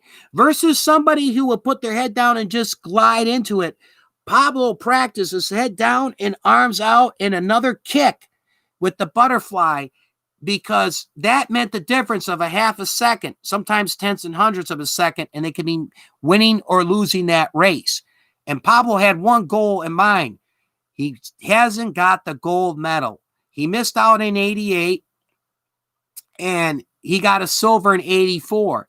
So he wanted that gold medal, but it was his hard work and dedication every practice. And one thing that swim coach noticed was other swimmers were getting out of the pool and be like, man, I am tired. I'm whipped. I just swam for 4 hours. Not Pablo. He took it upon himself to make sure he worked on that finish. Okay. So in his last gold medal race in the 1992 Olympics, all right, he's 28 years old now. He won the gold medal in that butterfly event. Listen to this. He came in at 53 seconds, 0.32. Okay, so that's tenths and hundredths of a second, all right? The second place finisher who won the silver medal came in at 53 seconds, 0.35. That is like 3/100ths of a second. That's about 2/10. What is that? 3, 4, 5. Yeah, it's about 3/100ths of a second. Pablo beat his competitor. And you can watch this event. They probably have it on YouTube. 3/100ths of a second. What was the difference?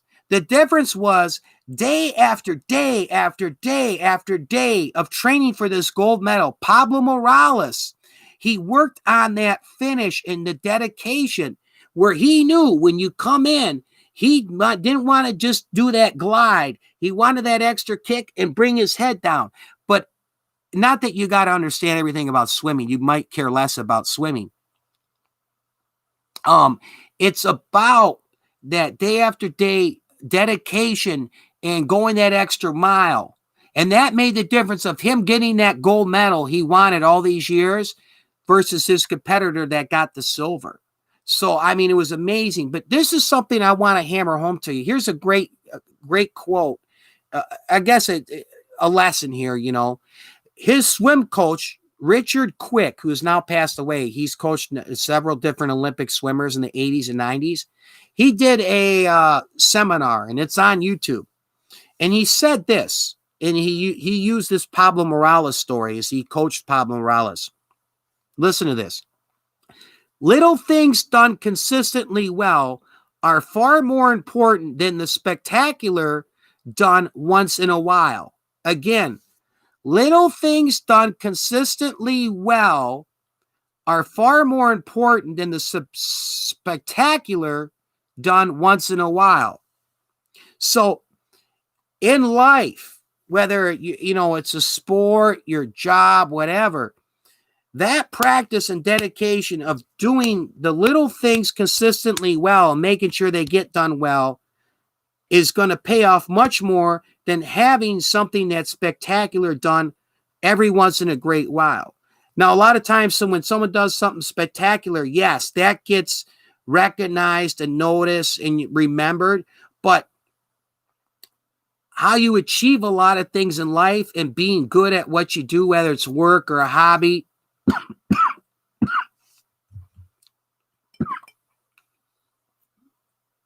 I got to get a little something. I've been talking.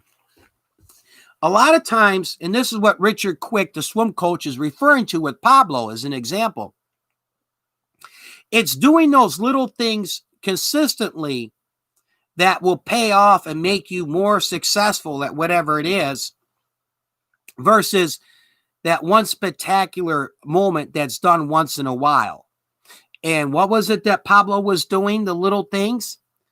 He practiced that finish on that butterfly event again and again on his own. And when it came down to him getting that gold medal or being stuck with another silver medal, the difference was the little things he did consistently, working on that finish with that race event day after day after day to get to that one moment in time. It paid off for him. So at 28 years of age, Pablo won the gold medal in the 100-meter butterfly. And this, not only is it 28 years of age, this comes after Pablo missing out on the 1988 Olympics in the best prime of his life because he had a bad race and a bad event. It's that one moment in time. And in 1984, his first Olympics, he got a silver medal in the 100-meter butterfly. Now, he has a couple other gold medals, but they're not individual golds. Those were like on relay teams. And that was his motivation. And one of his main motivations was to get that sought-after individual gold medal, which he did. And Pablo Morales is still alive. He's a great guy. He is a swim coach. I believe it's at for 12 years now, the head swim coach at University in Nebraska, I believe it is, and he coaches the women's swim team there. There's some YouTube videos where he's been interviewed on it. Real humble guy, but it's one of those amazing stories and something to learn from. Oh, okay. Yeah, Mike will get with you. He's a genuine YouTuber for sure. But anyway, wrapping this up. I mean, there's a lot of amazing Olympic stories and sacrifices people went through, but this is one of them, and it kind of gets overshadowed because of, in recent times, what Michael Phelps has done for the sport of swimming. It's amazing, all the events that Michael Phelps has won and being able to medal in all these different events.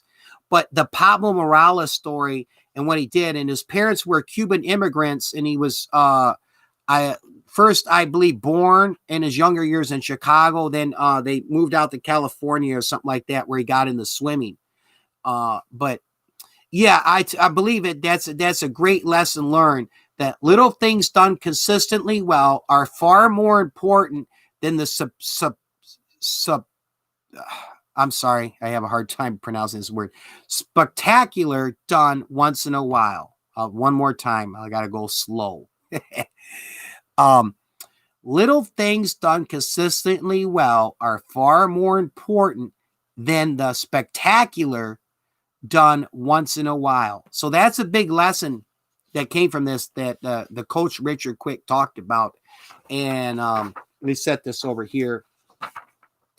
What Pablo Morales did was one of those amazing stories. And like I say, because of Michael Phelps and what he's done in the sport of swimming and the U.S. Olympics, it's kind of been like forgotten about and overshadowed what Pablo Morales did. But yeah, just it's a really great story, something learned from and amazing. A lot of people don't know about it.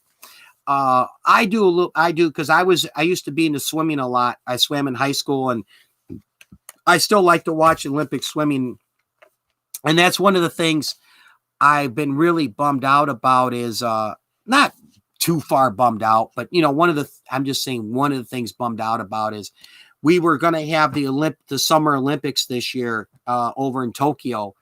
And some of the American athletes like that, is it Dominique Simone, I think was her name, or the other one, but that short little black girl with the U.S. gymnastics team is just amazing what she's been doing.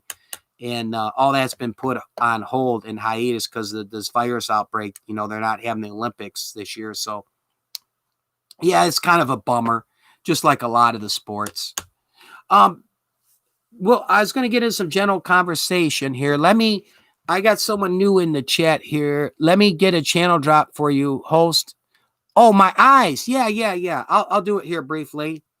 Right here. Now, the reason I wear these glasses, sunglasses, the main reason I wear them when I do my lives is that not to look cool or, I want to be stylish. I have the lights on here and there. And what happens sometimes when I have those lights on, one of my eyes is doing this and the other one's doing that. And it's tough for me, the light. Now, this light I have over here on my batteries is a non-glare light. This one has got some glare, but a lot of times I do it with the bright lights on me. That's why I put the shades on. But yeah, here I am. I'll try to open my eyes up. This is me with my eyes open. I do some of my videos with sunglasses on, and sometimes I do them without. But yeah, that's why I have my shades on with the lighting here. But any rate, yeah, this is me without my sunglasses on. I'll leave them off here for a little bit. My eyes are getting adjusted to the light here. Yep. But let me do a channel drop for you 1 second, okay? Where are we here? Yeah, thanks, Mike. Did I get? Oh, no, okay, that's a different channel. All right, 1 second. I got one more channel drop here. I didn't get you. Let me get you in here. Paste. Kaboom. Oh, I remember your channel. Yep, I got one of your videos. I'm going to watch a new video here. Oh, you're the pretty lady here. I remember watching your experience work as house help was it Qatar? Qutar? Yep. And I love your picture here with that colorful outfit or dress you have on. Copy. Let me put you in here, okay? Paste. Kaboom. Oh, okay. Yeah. Madelda. Yep. Okay. I got her link right there, Mike. And Madelda, if you're still here too, make sure to check out Mike's channel. Watch at least one video in full. Leave a like and a comment and subscribe, and he'll do the same. That genuine networking is what I encourage. Yeah. I remember your channel. What I'm also doing too is I'm going to come on your channels later, and I am going to grab one of your videos and put it in my community center playlist. So I'm going to add you in here. Let me get your channel name. I'm making notes of it because I'm going to be doing this later.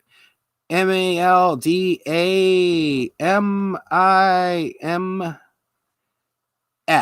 Mims. Okay, I got you. I got you on the list. I'm coming to your channel later. And I will grab one of your videos, and then I'll leave a comment I'm going to say I'm putting this in my community center playlist. So I will get with you on that. Let me get a drink of my Snapple here.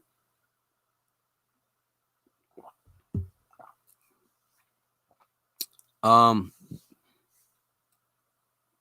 you're more than welcome. Thank you for coming on my live. I always believe in giving and not being a taker, as I mentioned earlier. And so every time I try to do a live, I try to do something as my way of saying thank you, and I appreciate the people coming. I try to stay away from what do they call putting the carrot before the horse, where I don't want to get into like, oh, I'm doing a giveaway, and come to my live because I'm giving away stuff. But I try to do stuff that on the YouTube platform to help you out, as well as like you're helping me out, and show that love and support. And I do it sometimes and I'll be doing it again. I do tribute videos where I'll announce on my live, everybody that's here will go on my tribute videos, and that helps exposure and networking, as well as like I'm doing now. I do the channel drops, put stuff in my community center playlist, and I'll come on and also help you out with watch time. I'll hit your channel up and watch some of your videos as well. Your more new stuff that I didn't get to yet. Before I forget to, before I wrap this up in a little bit, if anybody wants to get a hold of me, off like the general chat or anything like that, in private, if you got, let's say, a question for me, or you want to tell me something, maybe like you have a suggestion for one of my future live broadcasts, you can contact me at my email address, and I have that on my channel on the About tab, as well as I'll just say what it is now. It is infospot411, all no space, no gap, at yahoo.com. So that's infospot411 at yahoo.com. And you can get that too is right on my YouTube channel page. It's got the different tabs, and you click the About tab, and it'll be right there, my email address. So even if you're watching this live, let's say this August 11th, 2020 now, and let's say you're watching this September 2nd or even a couple days from now, and you got a suggestion for one of my broadcasts or a question on one of my topics, let me put my glasses back on. The lights get to me after a little while. Just send me an email. I don't have Instagram. I will look into doing Instagram. Facebook is I'm on it a little bit, but that's my personal page. I don't put that on as far as my YouTube channel, but I will look into maybe doing like a group page, a Facebook group page, and I'll tie that into my YouTube. But there's certain personal information with my Facebook page. That's why I don't share that out. Now, if I get to know you and you email me, we're back and forth, I'll do that. But yeah, right now, in my email address is my contact. But if we talk, then I might hit you back through Facebook. But I have been, some friends of mine on YouTube have been telling me that I'm missing out big time with that Instagram. That's something I'm going to look into doing too. It's a terrific social media platform. And I guess, it's a great way of networking as well. I'm not too big a fan, by the way, of that, the Twitter, of the Twitter. Not too big a fan. Oh, thank you, Niqua Nice. Thank you. Much love to you as well. Let me give you a thumbs up.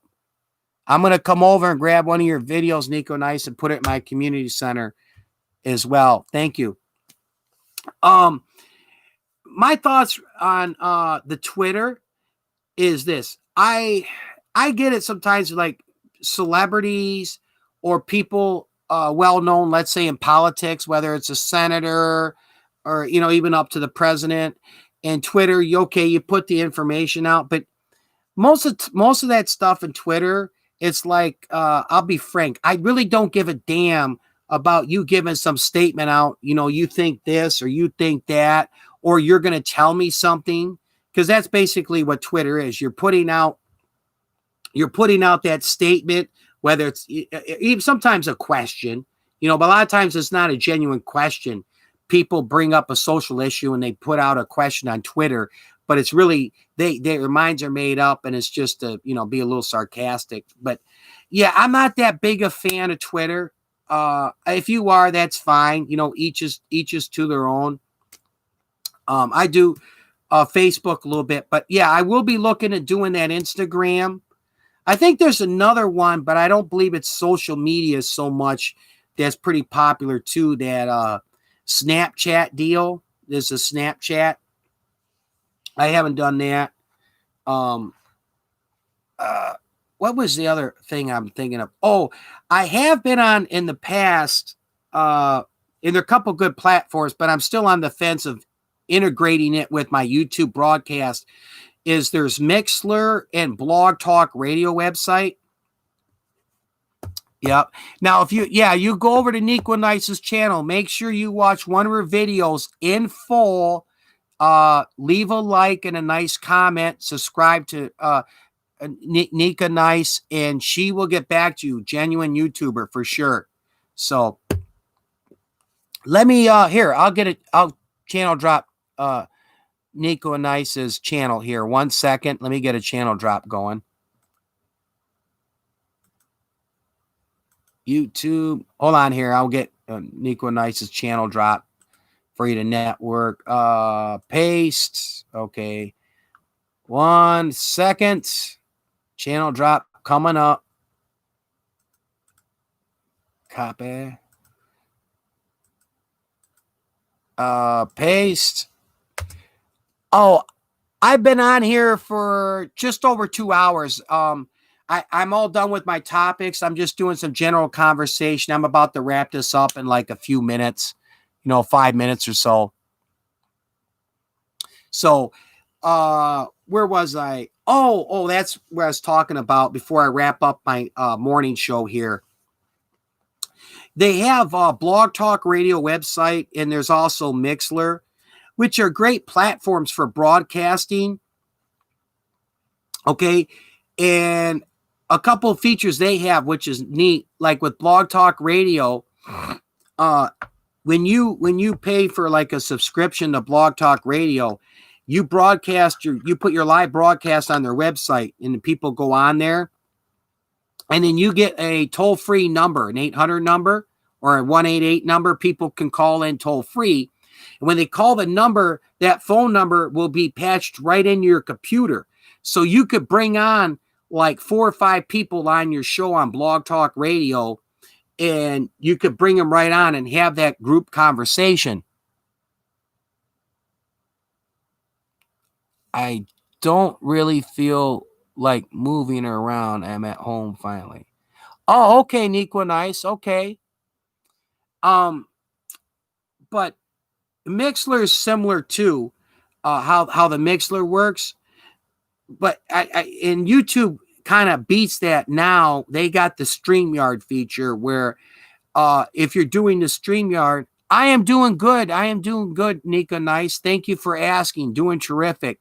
About to wrap up my morning show here in just a little bit. With the StreamYard feature, which is nice, you could put your link out in a live chat and bring in some people with your chat and talk to. There could be like a group of 4 or 5, or just 2 people, whatever. The only thing is, one of my friends, here's a quick warning with the StreamYard, using the StreamYard, just a safety deal to keep in mind. I don't want to see anybody lose watch hours or, get in trouble with the StreamYard. Oh, thank you, Nico Nice. Thank you. Here's something just to keep in mind with StreamYard, Nico Nice, if you use it. Only bring in people, because you could put the link out to StreamYard and you can have, let's say, 10 different people click it that want to come on your broadcast. Only bring people on your broadcast in StreamYard that you know real well. Like you and C. Miller, if I'm doing StreamYard, I'll bring you in, no problem. But when you have someone new who shows up and you don't know them, do not bring them into your live StreamYard, because what happened to someone I know is he was bringing people in their StreamYard. Oh, I know I saw 10 I was on as long as I've. Oh, you're fine, Equinice. You're fine. I appreciate you coming. Real quick, this just is a warning. There's 3 people here. If you use StreamYard and you bring somebody in your live broadcast that you don't know, someone I'm friends with on YouTube did this. There's these trolls. I'll use the word troll, okay? Keeping it clean. And what they do is he brought this troll on, and all of a sudden it had like a picture, okay, but it wasn't an actual person like me. And then about 5 seconds after being brought on the StreamYard, it flipped over to a nude picture. And what that does is he had to luckily he was only like, I think a half hour or 45 minutes into his live with 20 people in on it. And so to keep from losing his watch hours and having that live taken off because of you can't have actual nude images in your YouTube video, with few exceptions. So he contacted me and asked me my suggestion, and he had to start his broadcast up again, but he didn't want to lose his watch hours because of what this person did on his live StreamYard. So I told him, I says, take that, make it a private video. No one else can view it. Do you know you can stream multiple platforms at once? Yes, you can do that. There's kind of pros and cons to that. Like a lot of people, Nico and Ice will take Mixler and they'll take their broadcast show on YouTube and stream through Mixler as well. Blog Talk Radio is another one. So at any rate, just finishing this story up real quick. So I talked to him and I said, my suggestion was just make that YouTube live where you had, I think, four watch hours on. Instead of having to delete that thing, just make it private and keep it that way. This way you keep those 4 watch hours from that live, but no one else is going to see that thing but you, and keep it that way to keep from losing the watch hours. So just a quick lesson learned. If you use StreamYard, only bring people in on your StreamYard that you know. So if someone wants to come in and talk to you on StreamYard when you're doing your live broadcast and you don't know, they're too bad, so sad, Charlie. Yeah, Nico, nice. So just say, hey, once I get to know you, I'll bring you in my StreamYard. So once you know them for a few weeks and you see they do regular videos, they're genuine people. Oh, thank you for coming, Mike VP. I'm about to wrap up my show here in 3 or 4 minutes anyway. Thank you so much for coming. I appreciate it on the morning show. Nico, nice. Anyway, yeah, so just a little FYI. Go ahead and do StreamYard if you want to do it. It's an awesome deal. But yeah, there's a lot of, you're right, Nico, nice, a lot of evil people, as well as, I look at it this way.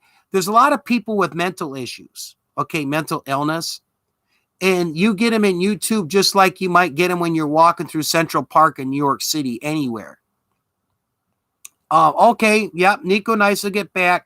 Make sure that you watch one of her videos in full, nice comment and a like. And yeah, definitely subscribe as well. Anyway, getting to my point with the StreamYard, Nico Nice, is that you are right, evil people. There's people that they got mental issues, and that's one of their things is to just troll other channels. And that's what they find funny, is whether it's, dropping a bunch of dislikes. And even then, I've been getting dislike bombs in my video. And if you're watching this later on, let me tell you this, I could care less. I appreciate everybody who likes up my videos and stuff. It means a lot to me, but when you get idiots that dropped all these dislike bombs, just because of who they don't like something about you or whatever rhyme or reason, it has little effect on my channel. Be honest with you, it does. So, if you're one of the people doing those dislike bombs on me, which I've had, knock yourself out. That's it. You're not getting much attention from me. But yeah, just wrapping this up with the StreamYard. Don't let anybody in there that you do not know. It's not a good idea. And people do this type of nonsense. And I believe a lot of them do because they have mental issues is why they like to try to cause problems on someone else's live, as well as, comment on some of the videos. I've had some really, I don't say like no threatening comments, but some kind of stupid and nasty ones, I did have one threatening comment to me, and I left it up on that Battle Vision sunglasses. Some guy I was subscribed to a few months back left a comment and said, it's been a while since you've been on my channel watching my stuff. If you don't come visit my channel again and watch my stuff, I'm going to dislike all your stuff. Well, you don't get nothing. You don't get squat from me if you threaten me, and especially with that approach.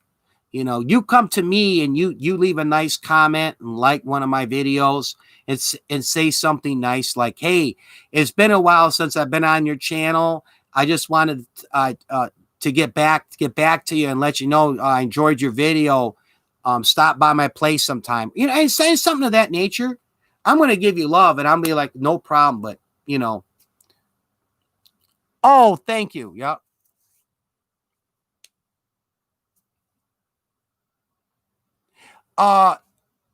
Yeah, Nico Nice will get back to you. Okay, so just give her some time as far as a gift. Yeah, just give Nico Nice, some time.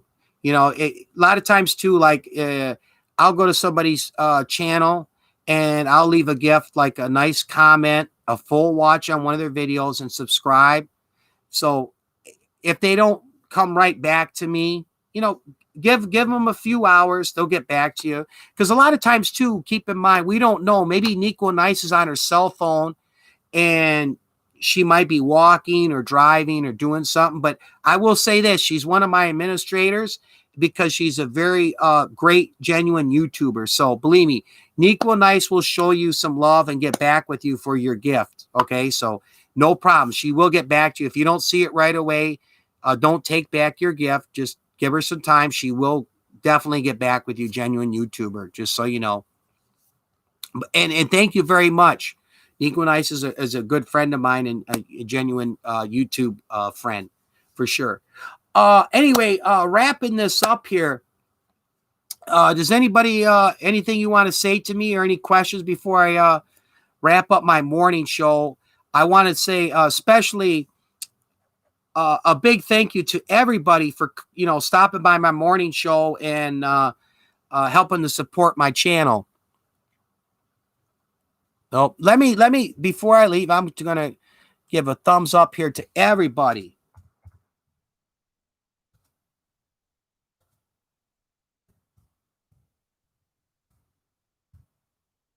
There you go. Thank you, everyone. Thank you.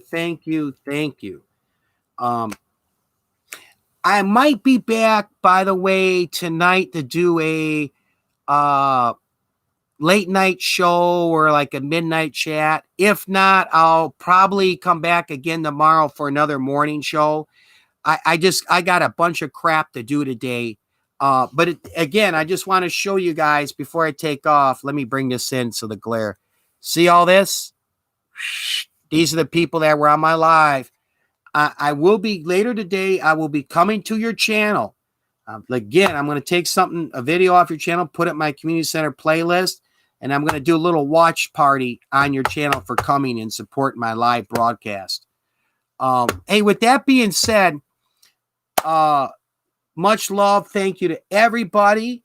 And before I wrap up my live broadcast here, as I like to say in a lot of my videos and broadcasts, and I truly mean it, stay safe and enjoy life, everybody.